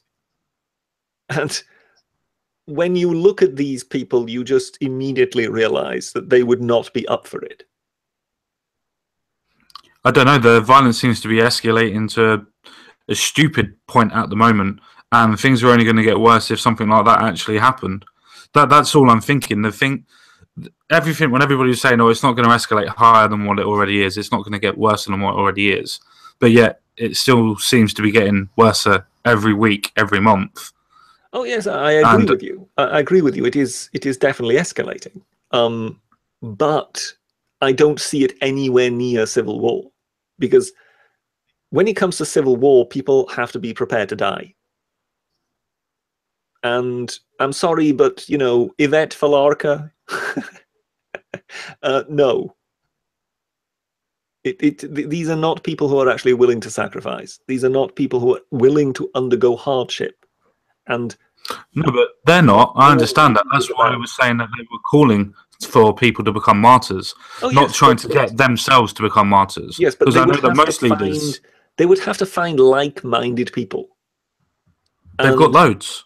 Well, yes, but this is what I mean. They would have to find like-minded people, but those people will be of their same ilk. So these are people who can't do without their Starbucks. These are not people who will kind of disappear into the forest for 6 months and fight. Yeah, but then you've got people like Black Lives Matter, where you've got the people from the ghetto, so to speak, that when they were rioting in different areas and things like that and looting in their own shops and areas, were prepared to go against that and were calling for different things, and people that were putting their arms up to stop to bar the traffic and things like that were essentially putting their lives on the line, especially when people started driving through their lines as well. They still were coming out and actually standing there stronger. Again, when it comes to riots, that is just a riot is a day's rage. No, I understand, but I'm just using it as an escalation point. That you basically have to maintain that. Once your immediate rage has died down, you still have to be willing to fight. And I cannot see that in the left. So I really, and I also cannot see it in, you know, the alt-right and the Richard Spencers and these kind of people. A lot of this is theatrics and histrionics that effectively we have a stage play going on that is being played for the cameras, because everybody knows that there's cameras everywhere by now. So yeah, of course, one is putting out this image of how tough and how hard and how determined one is. But one has to understand that this is an image being put out in the full knowledge that one is effectively being filmed. You know, when it came to their tiki torches, I mean, that was not chance. They knew exactly that they were going to be compared the next day to pictures of, you know, torchlight marches of the Nazis. They knew that full well. Oh, I thought they could cultural appropriations because of the Islanders. Never mind. But can I ask one question on this aspect? Go ahead. If you feel that this is just on a sort of theatrics, as you say, which I do believe to the most point, is just, I feel that there's something undermining that's going on, or underlining, should I say, that's going on at the point. But if, for instance, there are stupid people, psychotic people, that do, for some God knows reason, do attack these bases to try and do whatever they're trying to do, because I can't comprehend it, but I'm just using that as an example.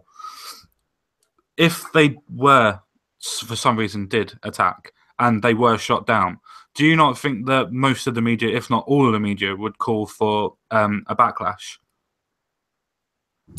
That's happened here before, though. Kent State. Well, not like they were attacking a military base. Oh, and I don't know if you were asking a British. I think if that happened here, they would have a leg to stand on because you got people attacking the military base. Yeah, I'm not sure you could actually call for a backlash. There may be an attempt to. There may be an attempt to excuse it. There may be a way because these people are wrongdoers from one's own side, and one's own side can never do wrong. But I don't think you can really have, whether, however mentally ill they might be, attacking military installations and then getting hurt, and then try to kind of call for a backlash on the back of that. I mean, you would be skirting very close to treason then, wouldn't you? I suppose so, but at the same time, I can see the media doing it. How likely would it be that some left-wingers, some Black Lives Matter activists backed up by some Antifa here in Britain, would attack Portsmouth Military Harbour, and then would get themselves hurt in the process? How likely is it that the next day The Guardian and the Daily Mirror, who are left-leaning publications, then call for retribution against the British military, the British Navy? I think that would be comparing apples to pears, because I understand the logic and I understand how you're putting a metaphor together, but I do think that's comparing apples to pears, because we don't have a form of Antifa in this type of country, or that type of activists that are prepared to cause the riots. So I don't see the comparison in that aspect, but I do see your point. But yeah, I mean, I would just sort of say that I really think that there wouldn't be any chance, really, of the media in America calling for retribution in that respect. I think one would try and kind of, find apologies, excuses for these people, and blame it on Trump. But I don't think one would in any way try and issue a call to arms to have a go at the US military and avenge these poor people. I really can't see that happening. Man, at a time like that, if they did, that would be sedition, insurrection, whatever you want to call it, treason. That would be bad. Because, we have the Fourth Estate. We do like our freedom of the press. We really love that here. It's right with the freedom of speech. It's the same thing gives us that freedom. It's considered very important here. It shouldn't be infringed on. But then once you have that, like, oh man, they mowed these people down, we need more people to go. Oh, that'd be bad. If that's what you mean, they'd shut them down. You mentioned the freedom of press thing, but people can get quite touchy if the freedom of the press goes against them. Did you see the Lionel post recently about the Charlie Hebdo front page? Oh, he didn't like that cartoon with the Nazis, being drowned in the flood in Texas. Mm-hmm. And Lionel simply posted that and said, "Defend this."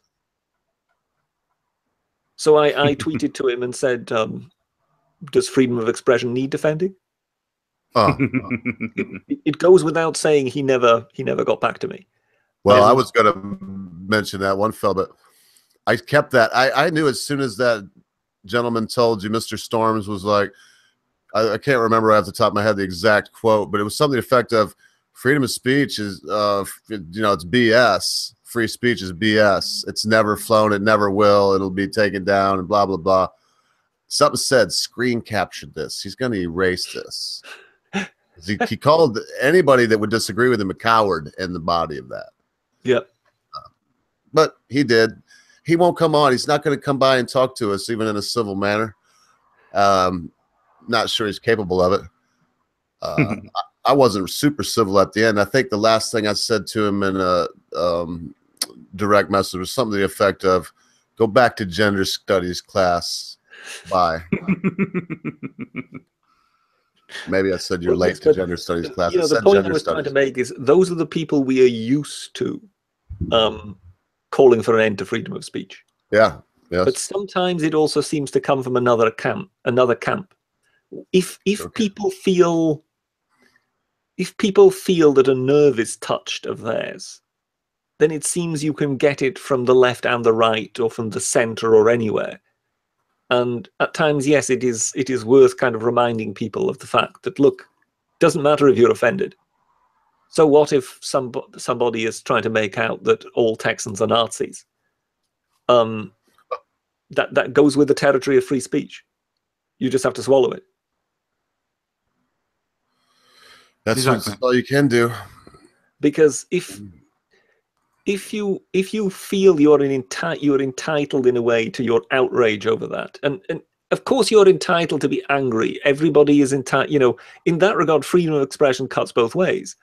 Exactly. Charlie Hebdo can say awful things about the Texans, but in the same vein, the Texans can then say terrible things about Charlie Hebdo. Man, have you seen some of the stuff they said about Islam at Charlie Hebdo? Though they get a pass from me on the Texas thing. They mock everything. That's what things. I mean.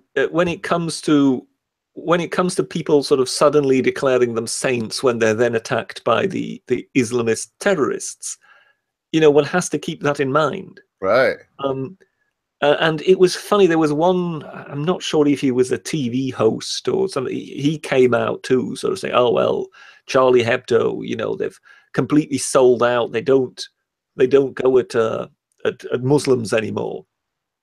But now they go at Texans and things like that." So I kind of tweeted out. I wasn't familiar. I didn't know that you were familiar with their entire back catalogue since the attack. And somebody else in that same string then posted last week's front page, which was a white van having just run over people. And in French, it says, "Oh, the religion of peace." So within one week, fucks up his argument. Within 1 week, they had actually been going at the Islamist terrorists. So the idea that they're just playing it safe now and they don't dare criticize Islam and they're now just going at righteous, upstanding Americans was complete nonsense. But this is what happens when people argue purely from a position of emotion and not and don't take in the facts. No, that's true. Definitely true. Yeah, it can be a big problem. I just want to mention really quick, because we were talking about the Southern Poverty Law Center. I did see this morning too, and I forgot to mention it. They're questioning what's up with them right now, as they found 300 and some million in offshore accounts, Cayman Islands, something to that effect, some different country from us. And they're wondering why they have all this money and where it comes from, but they're not answering. They're not saying. I can't remember what news outlet. It was one of the talking heads. They tried to contact them. They said, and then apparently the accountant just hung up on them when they asked him for the. And this is something that they're supposed to give when they're asked for it. When you're a public company, you don't have the choice of what papers you keep when it comes to your business. Anyway, but they should be registered as a church, because it'd save them a lot of money. They wouldn't have to do this underhanded stuff. And it is a religion. It's the race religion. It's identity religion. That's funny, because the Guardian has just become a what was it that they said? Oh yeah, they've become a charity over in America now. The Guardian. Indeed, yes. The Guardian has become a charity over in the US. Yes, that's one way they're saying that they do good. This story no. They've actually put themselves as a charity and actually avoided all taxes and everything else like that, and actually been registered as a charity so that they can mingle with people to get donations to still go with the paper. They haven't separated themselves completely. Talking about news outlets and things like that, did you hear the news that Fox is now going to stop broadcasting in Britain? What? I didn't even know they did broadcast. Well, neither did I, but apparently on a channel on Sky Channel, on Sky, on one channel you can get Fox. Okay. And they're now stopping broadcasting. And this was put down officially due to, we don't have enough viewers here in Britain. because apparently they only get something like 1,000 viewers or something like that. And you would think, well, yeah, that makes sense in its own right, except of course it doesn't really cost them anything. Yeah, because Fox and Sky are pretty much one of the same thing. Yeah, they're both owned by Murdoch, aren't they? And basically, it's already produced, if you know what I mean. Mm-hmm. So that kind of makes you think, because Murdoch is trying to get 100% ownership of Sky. Because at the moment, I think he's only got something like 50% or something like that. Now, he previously tried to take it over, and just at the wrong moment, when he was in the middle of the takeover process and trying to get the go-ahead from government, the phone tapping scandal broke, which of course did for the news of the world and things like that. So it was the worst possible time at which to try and kind of broaden his media empire in Britain, when it turned out that one of his newspapers was embroiled in tapping God knows how many people's mobile phones. Too many. So he kind of withdrew from that for a while, and now he's come back and he's launching another attempt. And it's interesting that right at this moment, when he's in the middle of launching this attempt, Fox News is being withdrawn from broadcast in Britain. And you can't help but put two and two together there and think, well, one is trying to smooth the waves a bit. Working on a low conspiracy theory of your own there, are you, Brett? Sounds good. That sounds plausible. It just looks as if it might be a possibility, as if to sort of say, look, I'm willing to sacrifice this.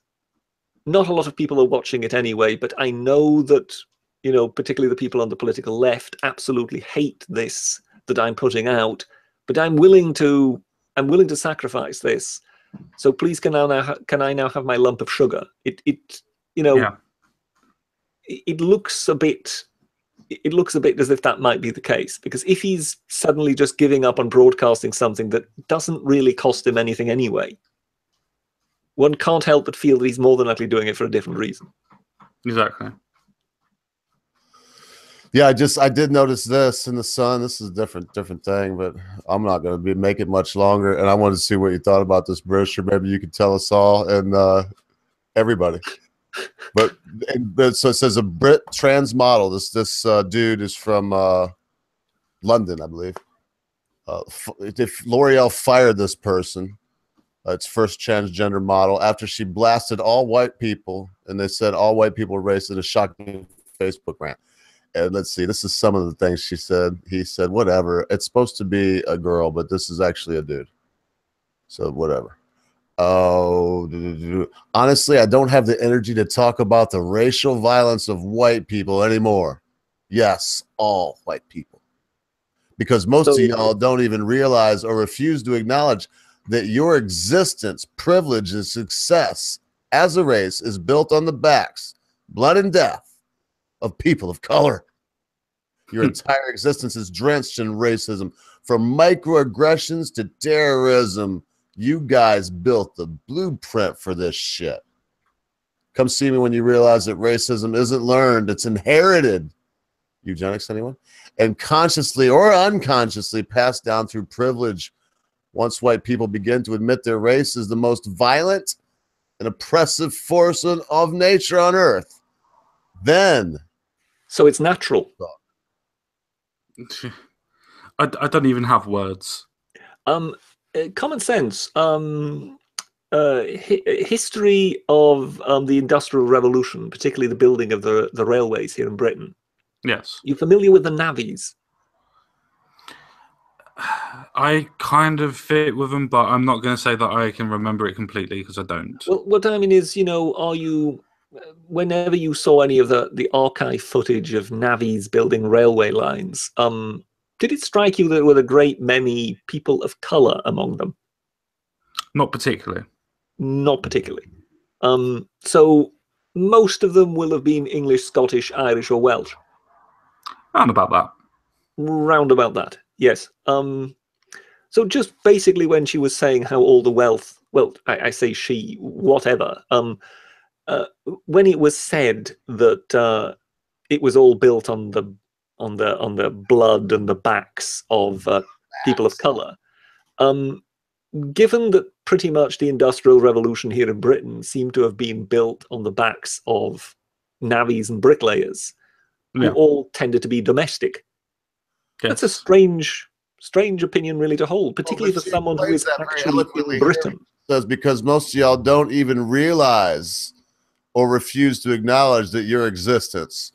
So you don't realize that even though there weren't black people there at that moment, that those people were able to do that because some black people died a bloody, gruesome death somewhere. Oh, maybe yes, in Africa. I don't know where. I mean, no, there were black people who died, and that was largely on the sugar plantations of Jamaica and Barbados. Yep. That was after the white slaves, because they were indentured servants, and effectively they were sold for money. So I think it's fair to say that they pretty much were in slavery. After they basically were replaced with blacks, because one noticed that the blacks would outlast them. Yes, the whites they were were not fitter. accustomed to the heat, and they would simply fade away. Exactly. So we worked quite a few white people to death before we moved over to the blacks. They don't count though, man. You don't even know it, but they were only slaves because of the black people's slaves. It would also be interesting to Francesca Ramsey, the it Irish would also slaves be interesting to establish, the Battle of Trafalgar. Mm-hmm. The British crews. How many of them were there voluntarily? Because if you were actually press ganged, no, you weren't actually a volunteer, were you? Nope. And a great percentage of Nelson's fleet was basically there against its own will. Indeed. If we don't call that slavery, what do we call it? Drafted. Drafted, yes. Mm-hmm. Yeah, well, one can put it like that, but given that it wasn't a draft that was universal, it was sort of fairly selective. Oh, you're a fisherman. And then the next thing you know, you're waking up in the belly of a battleship. It was along those lines, really. You were kind of shanghaied. Yeah. Mm-hmm. A little point to add to that as well.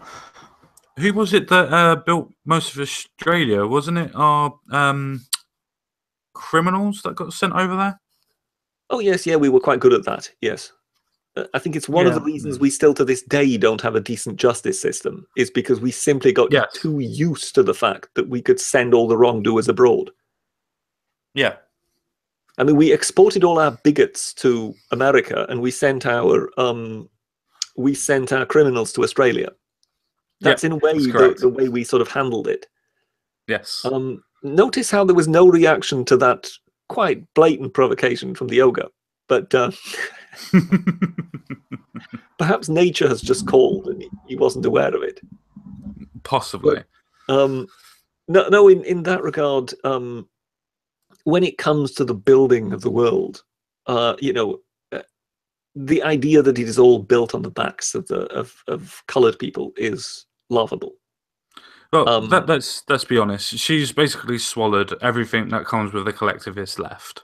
Literally, she's just swallowed the whole book and just spewed back up the vial that has come from the sickness that she's now inherited.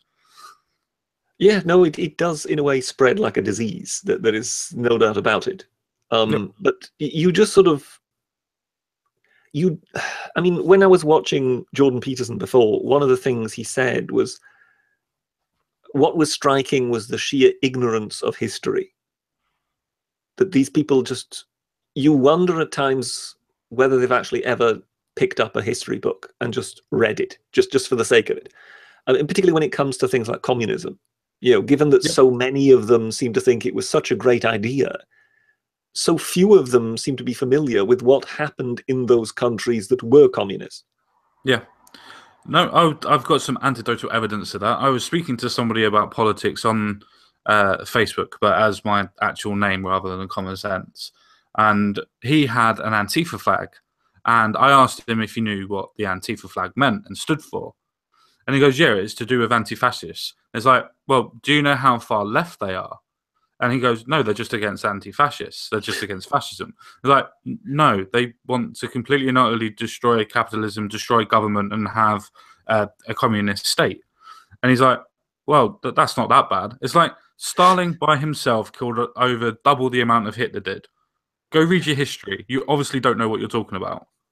Well, I mean, it is true that Stalin killed. I mean, in the defense of communist madmen out there, it is true that Stalin killed a lot more people than Hitler did. But please also remember that Stalin had a lot more time to kill people. When it comes to the sheer concentration of ferocity of killing people, I mean, you know, if you ever see Auschwitz, you have to admit that the Germans kind of had that. Well, they really started ramping it up at the end. There is what they say, and then, but they both use the same tactics, man. They both had concentration camps. You could be sent to Siberia, to the Gulag. I mean, they had very similar tactics. And then, I mean, Stalin, he starved to death large parts of his population. I mean, this guy was. It's hard to compare. I just read in a book. Once you got good, bad, and terrible. And once you get down into terrible, like living in a hole in Vietnam, a prisoner of war, you know, for 5 years with water knee deep, you know what I mean? Once you get down to a certain level, it's hard to make subdivisions. Yeah. So once you get down into this level of terrible human being, I mean, it's hard to make. I will grant you that we are, with both of them, we're in the area of terrible. But you know, you don't really hear the equivalent of "Jews will not replace us" being chanted by Antifa. Do you understand what I mean? Yeah, I mean, you do. Die, Nazi, die, Nazi. Yeah. They're calling people Nazis that are not Nazis at all. In a lot of cases, they're just walking down the street. Yes, I'm fully aware of that, and I know that on the left they've got their fetish about everything being wrong about the white man. And besides that, you know what you're doing, Britisher? You're giving power. Is what you're saying to such a minuscule. It's like when the LGBTQs are like, we got a trans too. You got a T in there for the trans. When they're 0.06% of the population, with the same thing with this. So if you have this tiny, I mean, what are you saying? Because there is this minuscule amount of people saying this about Jews that now we need Antifa? No one is saying that we need Antifa. No.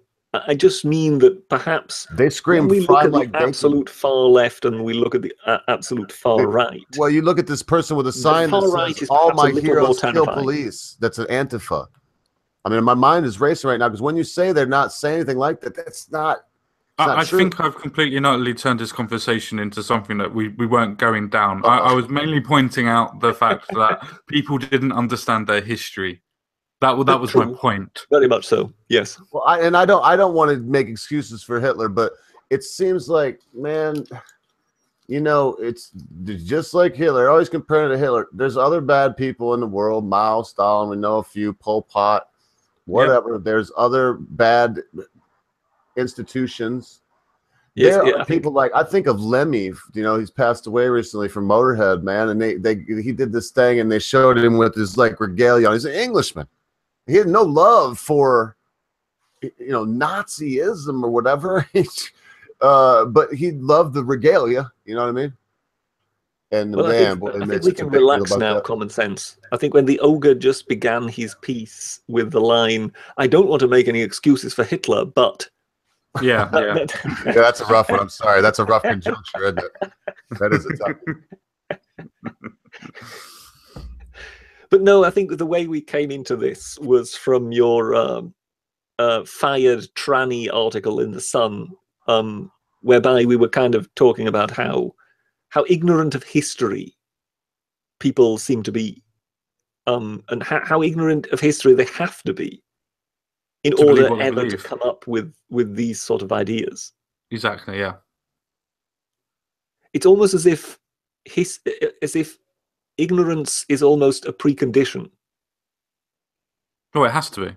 It has to be for people to realise and to go down the consistent failure that is, for instance, communism. Whether you think it's a good idea or not, but it fails consistently all the time.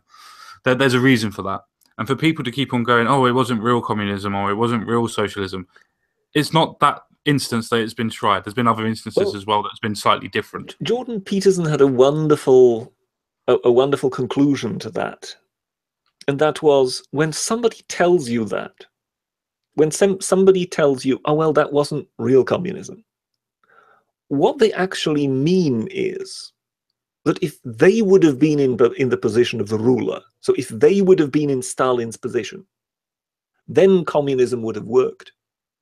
Yeah. But they are so narcissistic that they think that if only it would have been in their hands, they could have done it properly, and then it would have worked.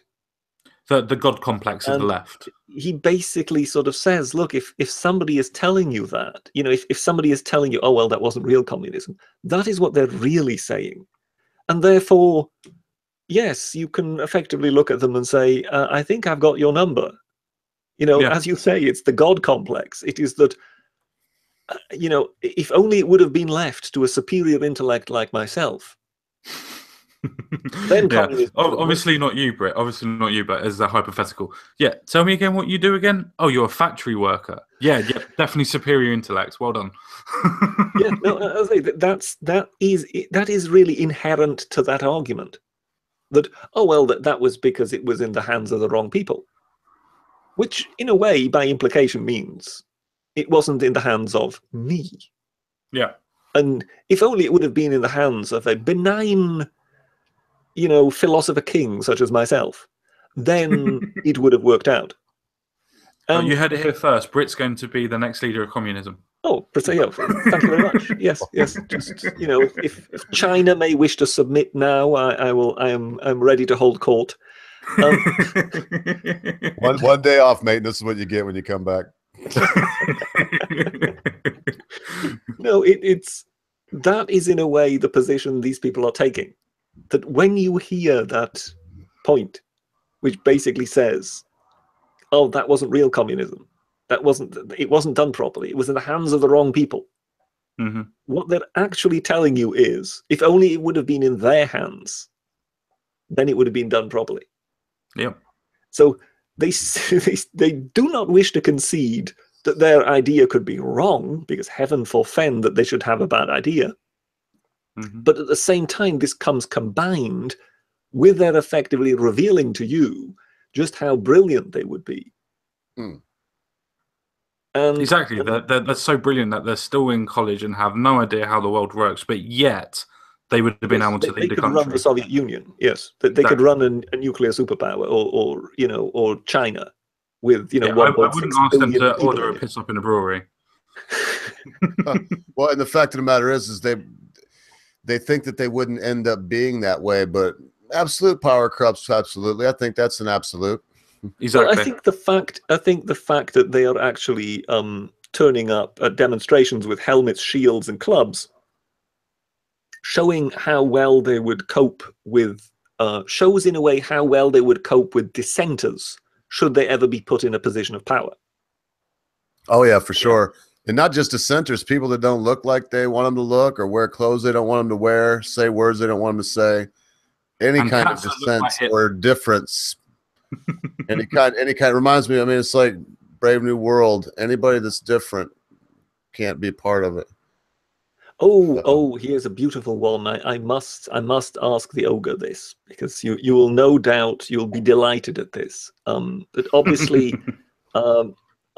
sort of still having taken myself the time to kind of note down the week's headlines, however few of them I will eventually get to use in the week that was. There was a wonderful one. There is an announcement that they're either in the process of making it, or they have already made it or are in post-production, but there is going to be a new Lord of the Flies film. Oh. But it's going to be all girls on an island, not all boys. Oh, I see. I did see that. No, that's... Do you think girls would end up, like, kill the pig, hunt the pig. You know, I mean, they just. Do you really think that some girls would end up that way? Yeah, human survival.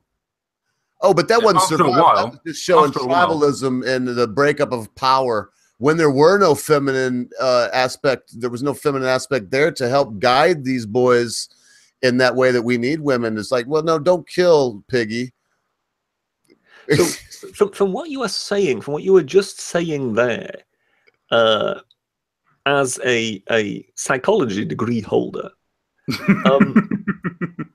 do you therefore agree with my view that civilization is male, but the civilizing influence upon the male is the female? Well, yeah, that's my opinion. There's some schools of thought and sociology. I sent you a cool link. I have definitely had too many of these tablets because the ogre is agreeing with me. You'll be all right. You'll have a headache tomorrow, or you'll probably feel a little. No, you'll be all right. But I can say that I agree with some schools of thought that would say that. You look at the Old West. I mention it often when I say, no, we lived in a matriarchy. Well, no, it's patriarchy. No, in the Old West, especially in the United States, you took your hat off inside. Like I got my hat on, I get it knocked off by some old lady with a broom. No, she couldn't vote, but you better not swear in public. You got to go to the bar, inside the bar, and then you can be the man that you, the grubby, you know, cussing, whiskey drinking man that you want to be deep down inside. But other than that, no, it was a woman's world. It was ran by women, and that was well put, Brett. I don't know what to say. Yes, that's the way it is in this world. That's why I think the Lord of the Flies works. We all know that's the way it is. Mm-hmm.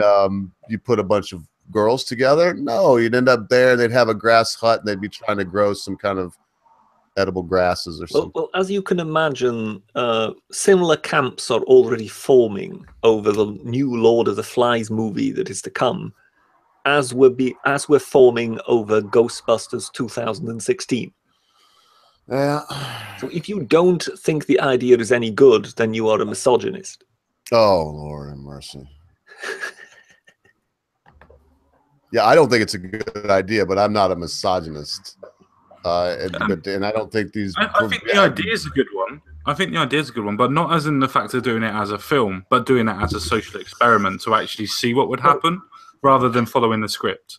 Well, what I would say is, if you want to do something that is some kind of, fable with girls, by all means do it. But don't take something that is actually a well-known fable with boys and then change it. Yeah. Because... with a bad idea. Yeah. Everybody knows what they think when they think of the Lord of the Flies. You can't suddenly just superimpose an entire different identity group upon something like that and expect to be taken seriously. Yeah. I don't know. Doctor Who's springing to mind here again. Yes, Doctor Who is springing to mind very strongly here. And I was obviously a great fan of that. Oh, and I guess, the milkshake girls, they're calling them over there at Marvel. There's just all of these superheroes are being replaced by superheroes that are females. Like Wolverine just died, and he's being replaced by a female character. And now there's the female Thor, which not only is that against the mythos is laid down in Marvel Comics with the Doctor, that's Thor, like all that, but it's going against Thor. It's an ancient god. Didn't we have the first ranker on? Didn't we have the first ranker on when I mentioned that about Thor? And I must say he was an exemplar of self-control when it came to his reaction. Because you could tell that inside of him something was boiling, and yet he was still his restrained Swedish self. Well, they had the Valkyries. There are feminine goddesses in that pantheon in Valhalla. There were other feminine people there, even in the comic book, both sides. But yeah, I can't imagine, because you got to get people. It's funny because to us, a comic book person, it's in movies, Thor. But no, there's people that work. That's God. It's I don't know. Yeah, but then again, I think more than likely the first ranker would already struggle with the idea of Thor being a comic book hero. Especially with blonde hair. Well, Well, I it'd be think- like somebody making Jesus a comic book hero. Yeah, precisely.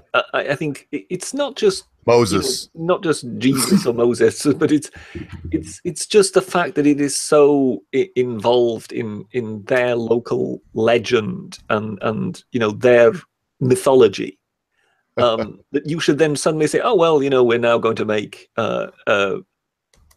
King Arthur or Robin Hood the comic, and yeah, it just wouldn't really work, would it?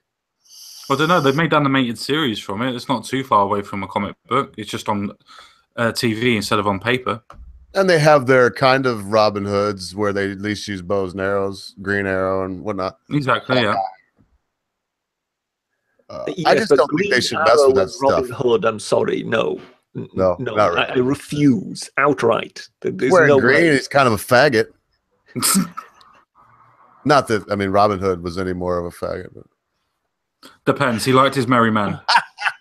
He I liked heard his Robin merry Hood was men, real. and he was always running around in tight green pants. Yes, Exactly, yes. but No, I doubt it. there was of course Maid Marian, who in the latest outing, if you remember the Russell Crowe Robin Hood, Oh, in which mercy. he had one of the most unbelievable accents of all times. He was going from Yorkshire to Ireland to Scottish to, Cornish. He was a bit of everything.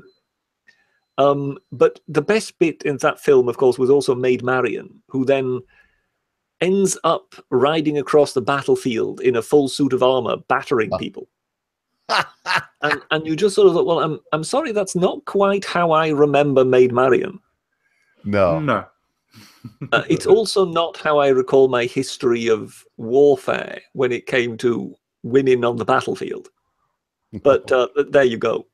It's again, all these things kind of sort of are part and parcel of this kind of bizarre cultural shift, whereby now in an action movie, all women need to be warrior queens. Man, I'm going to get Amanda Wolfchild up in here in a second. Is that a threat?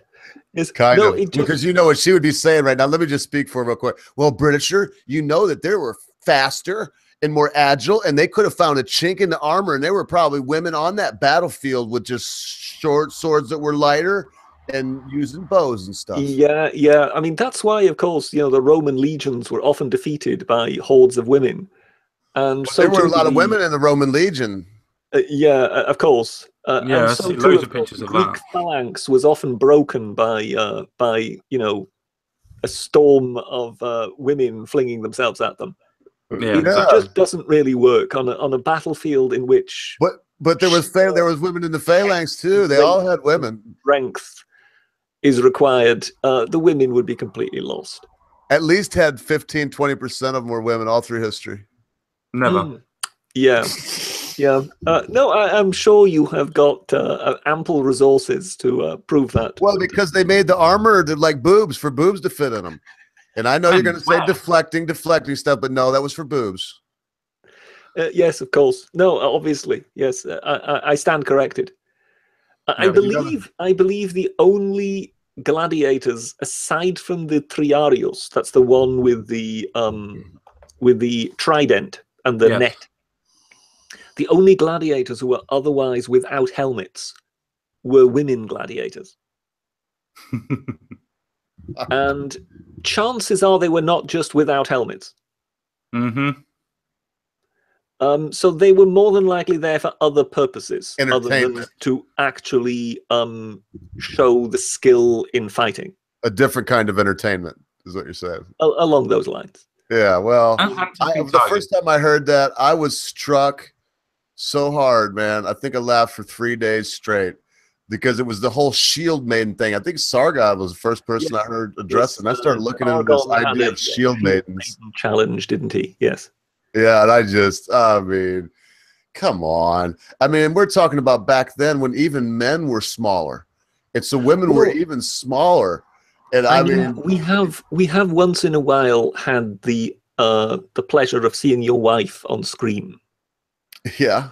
And she strikes me as quite a bit smaller than yourself.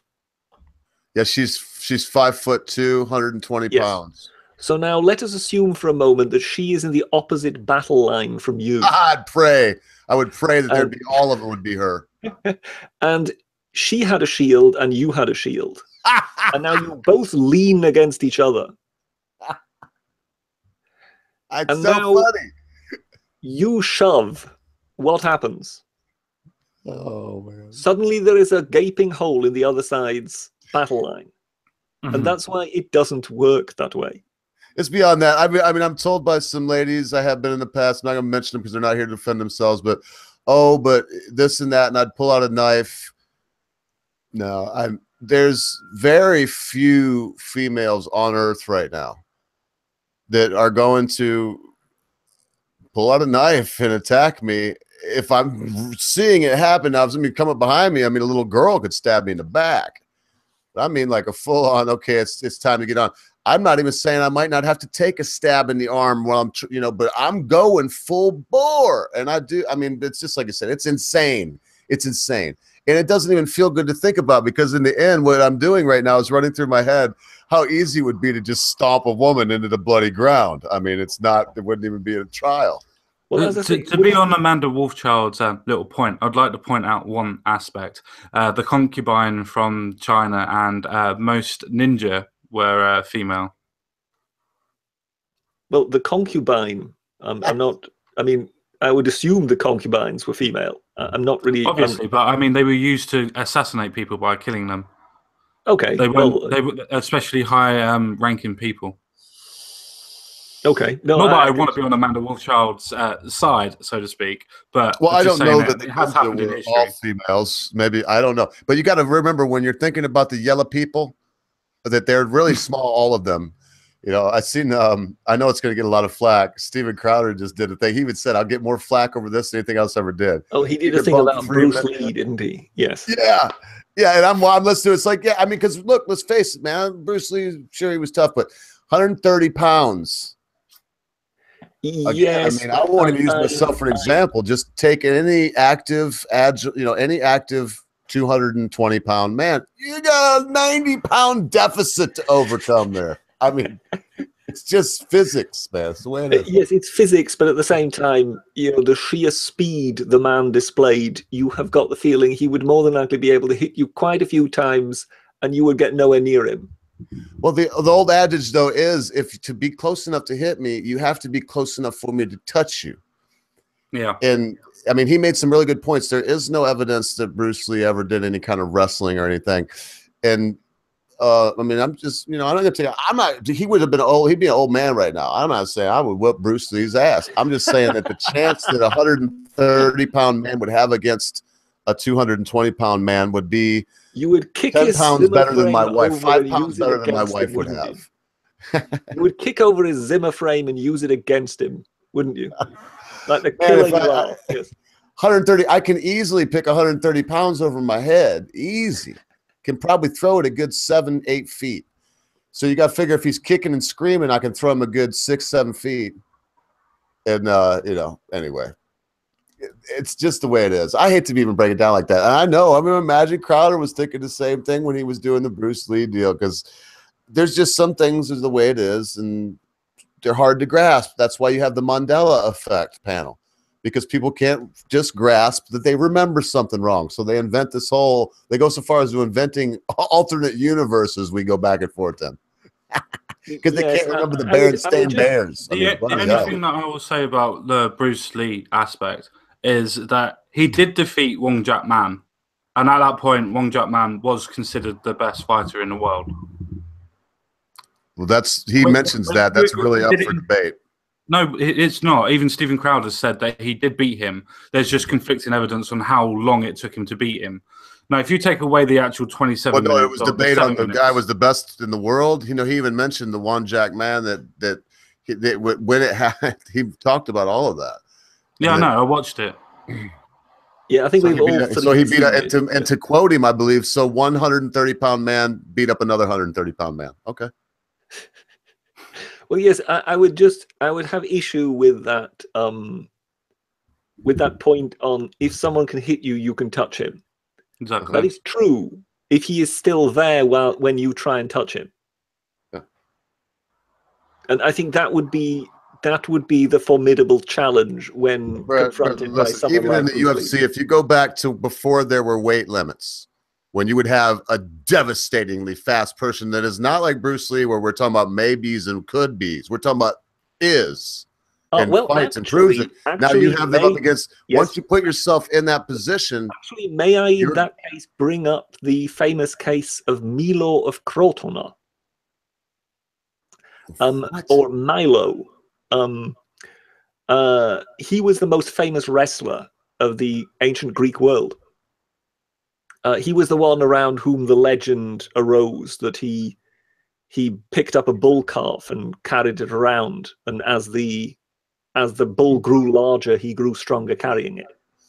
But apparently he is actually down for having won so and so many Olympic Games as the top wrestler. But he was eventually defeated by precisely that, by somebody who tried not really to engage with him, but simply to avoid him. And he simply wore him out that way. So the most powerful wrestler was eventually defeated by the lightweight who was simply too fast. But you're talking about two people bent on engaging each other. In my own self, if I was confronted with someone that had that kind of obvious skill and just physical ability, my whole thing would be to avoid contact at any cost. So the idea of him wearing me out, unless he continued to just chase me down and I could not get into a place where we weren't going to be able to fight, i.e. my car, my house, wherever, then it's irrelevant in this case, because this guy wouldn't really fight. And if he did put himself in a position to, put some hands on me, Brett, if he's that close to me, he's that close to me. That's all there is to it. Thus far in my life, it's worked. I don't know about Bruce Lee. He's dead. All I'm saying, it didn't work for Milo. I don't know, but I'm just saying again, we're talking about two people bent on fighting each other, just like with the Juan Jack Man or whatever the hell his name was. Well, yes, when it came to the wrestlers at the Olympic Games, they were pitted against each other. But the other guy effectively managed to avoid him constantly, simply just by speed. That's absolutely possible. It happens all the time. I don't know, though, that if this example you're giving, when you talk about carrying on a bull calf, it gets stronger. That sounds a bit like legend and kind of. Well, as I say, Milo of Crotona seems to have been a real figure, but he effectively became semi-legendary because so many things were told about him that were embellished about him. But it seems to have been a real character to start with. And he did seem to lose his title at the end, as all champions always do. Always do. But look at the flack I'm getting from my boys here. Imagine what Steven's going to get out of saying this stuff about Bruce Lee. He's going to get it. There's going to be so many comments on that telling him he's stupid. He's going to have a queue of kung fu fighters outside his door. Yeah, to beat him up.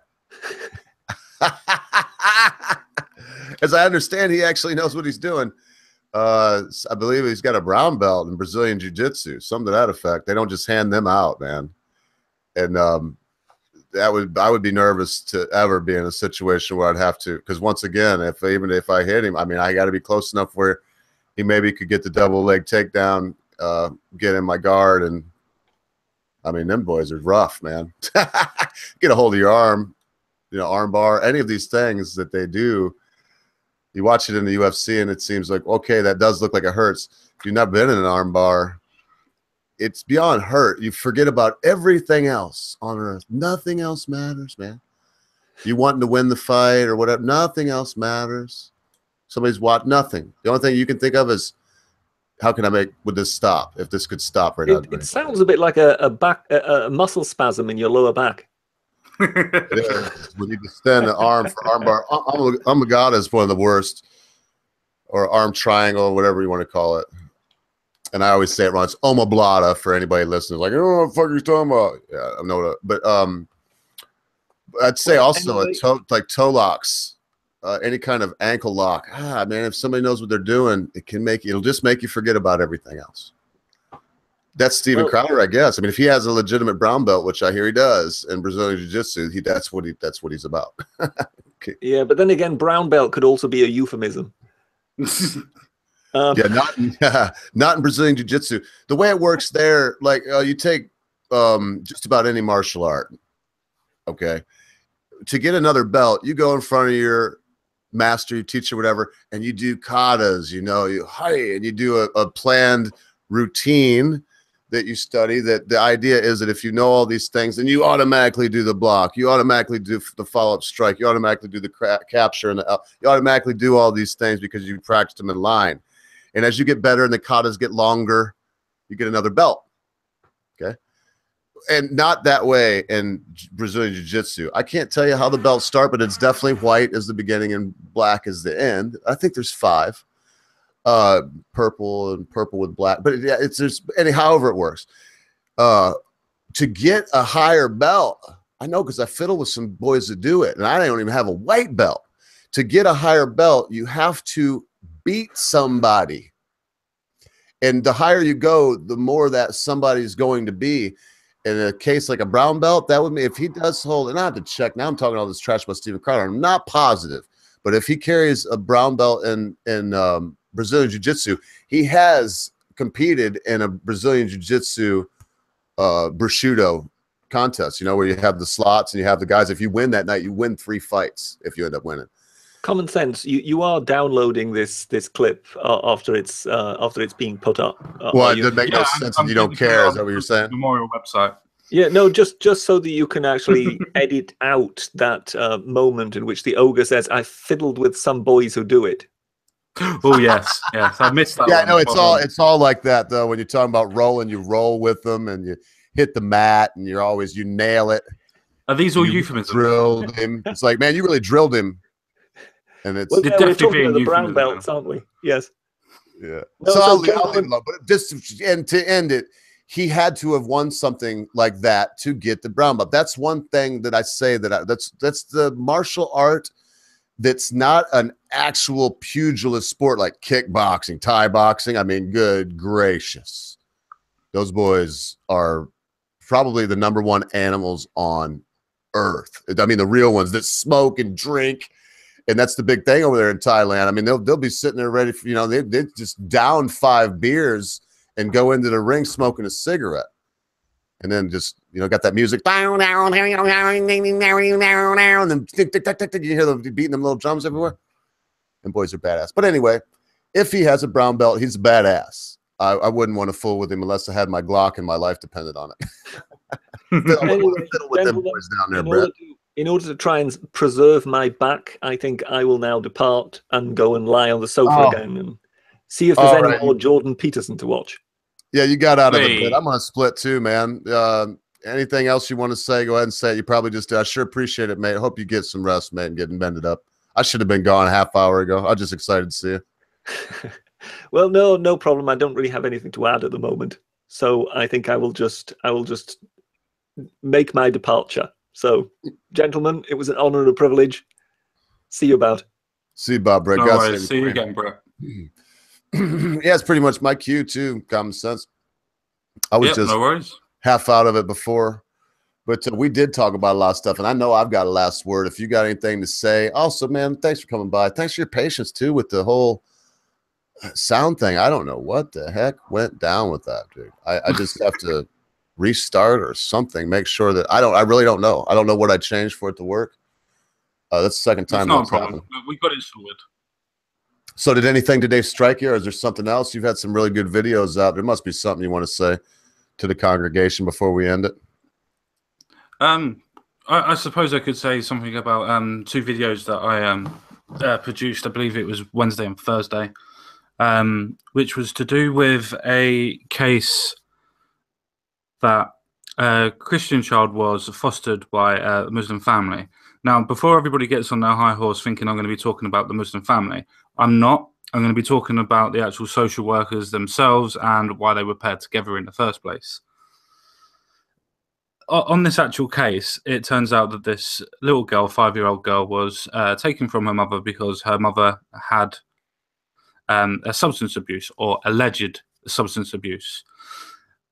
So this little girl's been taken away. They've been trying to find a place for this little girl, and for 4 months she was put with not a complete and not a stout Muslim family, but a quite strong religious aspect to it, which at that point was okay. She was saying that she didn't really like going there, this little girl, but then she moves to another Muslim family that was a stout Muslim family, as in they wore the burqas and everything else like that on the outside. It turns out that some of the media were saying, like the Daily Mail and a couple of others, were saying that this little girl would have to try and learn Arabic because they wouldn't speak to her in English. They took away her Christian crucifix that was around the neck. This little girl's favorite food was carbonara, which is spaghetti bolognese with cheese and bacon, which is really not nice and tasty, by the way. But the point is that the social workers that went to visit were told that she didn't like the place where she was. Her mother also put out bits and pieces to say that it wasn't. In the end, this gets judged by, believe it or not, a Muslim family judge who was born in Bangladesh, who is a stout Muslim as well, who then decided that the best idea for everybody was for her to go to her maternal grandmother. Now, my point in the whole access point of all this is, if there was nothing going on, why wouldn't she put the child back to where she was with the Muslim family? My whole point to all of this was the fact that there was a cultural difference. There may not necessarily have been physical differences or physical hatred or anything else like that towards them, but there was definitely cultural differences towards it. And if you're able to do the cultural differences, so a Christian person has to go and move in with a Muslim family, then why doesn't it work the other way round? Doesn't seem to work that way. And for another point, in fact, if you've got the Muslim girl that's if you've got the Christian girl that's now being judged by a Muslim, could you imagine if that girl was a coloured person instead and was being judged by a white male, and how much of a fuss that would be kicking off, especially from anybody who knows what's going on with Grenfell Tower at the moment, as in everybody's still complaining about the white man judge that doesn't understand their plight. And that was the point to my videos, to the point that where people see religion, it's not necessarily all about religion, it's about the cultural differences and understanding what the root of the problem is. And because you hide the root of the problem, you don't actually fight the problem. You fight what you see in front of you, which is 9 times out of 10 wrong. And we need to bring things into the light and talk about it. The discussion is the most important part of any sort of problem or anything that you have a problem with. Because if you don't know about it, how can you make an educated assumption on what's going on? I think I'll leave that there. Well done, mate. And that, common sense, guys, why you'll always be welcome around here. That was a wonderful little 5 minutes. You're getting, I don't know if you're getting or you're just getting used to doing this, where you're talking to the ether. You know, there's some vague people out there disconnected you can't see somewhere, but they are there. You know what I mean? It's like you're at I always think it's like I'm in a classroom, but it's dark out there. And I know there's people sitting there, but I can't see them. And so it's something to get used to. I don't care who you are. We've had some people on that are, you know, for lack of a better way of saying it, big time, you know, big shots, muckamucks. Not all of them are the end thing that we so often do. Not all of them are really prepared to do that. And we're talking about some of these people, man, I definitely won't mention any names, but some of these folks, hundreds of thousands of views on one video, you know, routinely. And then you have the folks like Sargon, who seems like he'd always have something to say. He'd be at the gates of hell and still have a word or two left. So I appreciate that, man. Now get on to my final word. We can boogie out of here. Hope everybody has a safe weekend. Look out for me coming up right now. Mad Dodge Production. Be going on another stream over there. We will be discussing the Green Party, I do believe. The Green Party platform. And apparently we're going to be making fun of hippies. That should be fun. It sounds like fun to me. So check that out. Make sure you Bad Dodge Productions. Anybody that don't know who he is, say it down there, and I'll leave it in the. I'll probably just put a link to his channel in the low bar of this once it loads up anyway. So check out Mad Dodge Productions. Now, look, our enemy is using conflict theory. I keep mentioning it. I keep talking about it. It is one of many schools of thought in sociology. It's a relatively new one, but so is sociology relatively new. Because it's not 500 years old like math. It's a couple hundred years old at best. And they're applying this idea that society's fractioned and is divided up into cliques, into these fractions, into these different sections. And that they will always fight as long as there's not exact equality and, socioeconomic equality, complete. Everybody has the same thing. Everybody has access to the same thing. Equality of outcome, not equality of opportunity. It's a Marxist idea. This is old news. It's old hat. What happens when you apply this? The way I was raised, I've heard racial epithets. Now, I'm not going to say I haven't used them in negative ways. Had them used at me in negative ways in my life. Seen it done. There have been no racists that I've known in my life. Do they exist? I'm sure they exist. Kind of like that.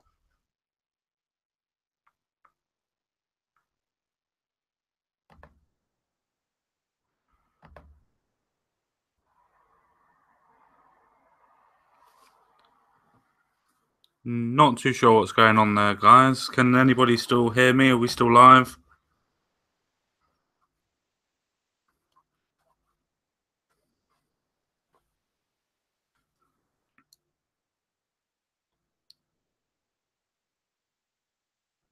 Anybody in the chat hear us at all?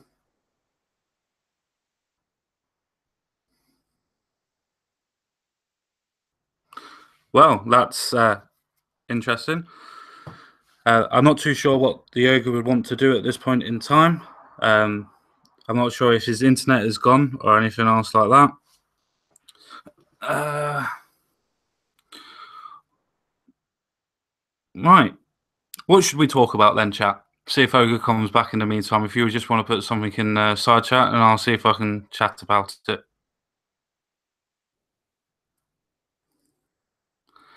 It doesn't look like he's muted himself, no. I'm not sure that he's there, but it doesn't look like he's muted himself. Yes, he has been kidnapped. The CIA has got him again.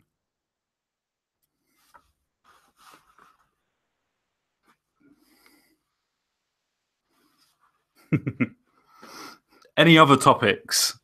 7. I think I'll give that one a miss. Hi, Buttercup. How you doing?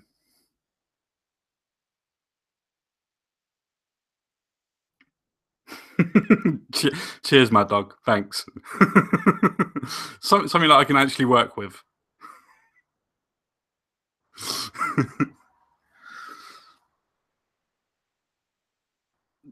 It depends on traps. It does depend. Depends if you're the one doing it or if you're receiving, I suppose.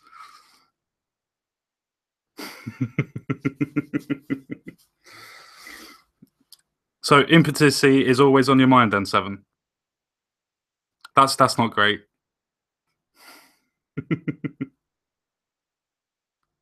Lizard people. I'm gonna give that one a wide berth as my name's not David Icke.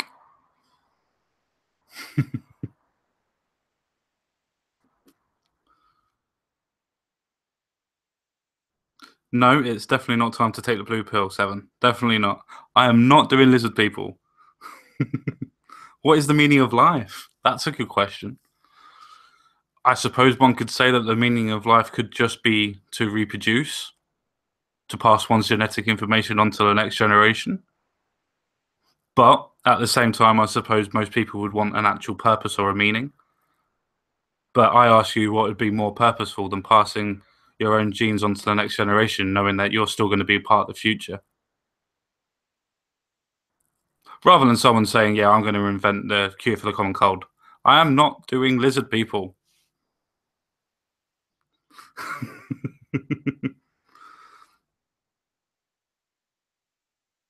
Six kids for the win. You did fuck that one up.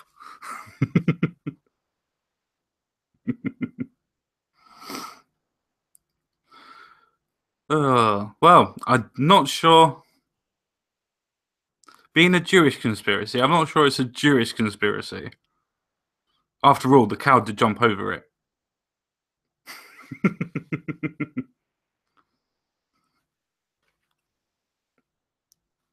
I'm not doing lizard people. Stop asking me to do lizard people.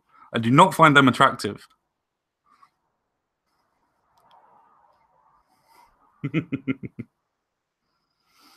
Well, it doesn't look like Ogre's coming back, does it? I am not talking about my pussy either. I'm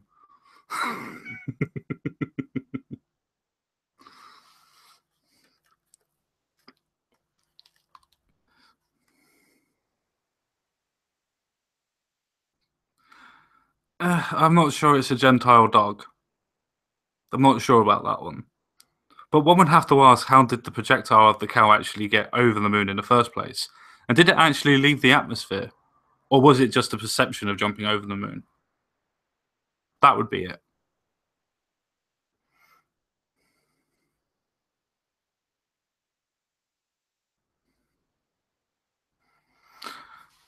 Well, I don't know what else to do at this point in time. I would like to say I'm not doing a cat. Definitely not doing a cat. I think what I'm going to do is I'm going to leave the stream as well. The stream is going to die in roughly about 5 to 10 minutes. So if everybody would want to leave, then that's fine. Well, how long a piece of rope is depending on bloody how much you have at the first off, doesn't it? There is no required length by just asking how long it is. Jewish physics. Really? There's no such thing. They just like money.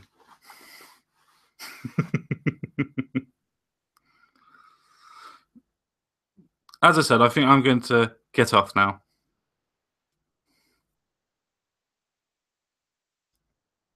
Then you cut half of it.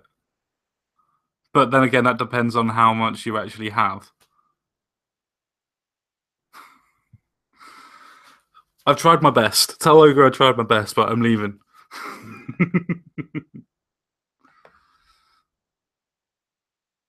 It seems that Ogre's actually dropped out as well. So once I leave this, it's actually going to be the end of the stream. So I'm going to say goodbye to everyone now. Thank you all for coming. And we'll see you all again on Monday.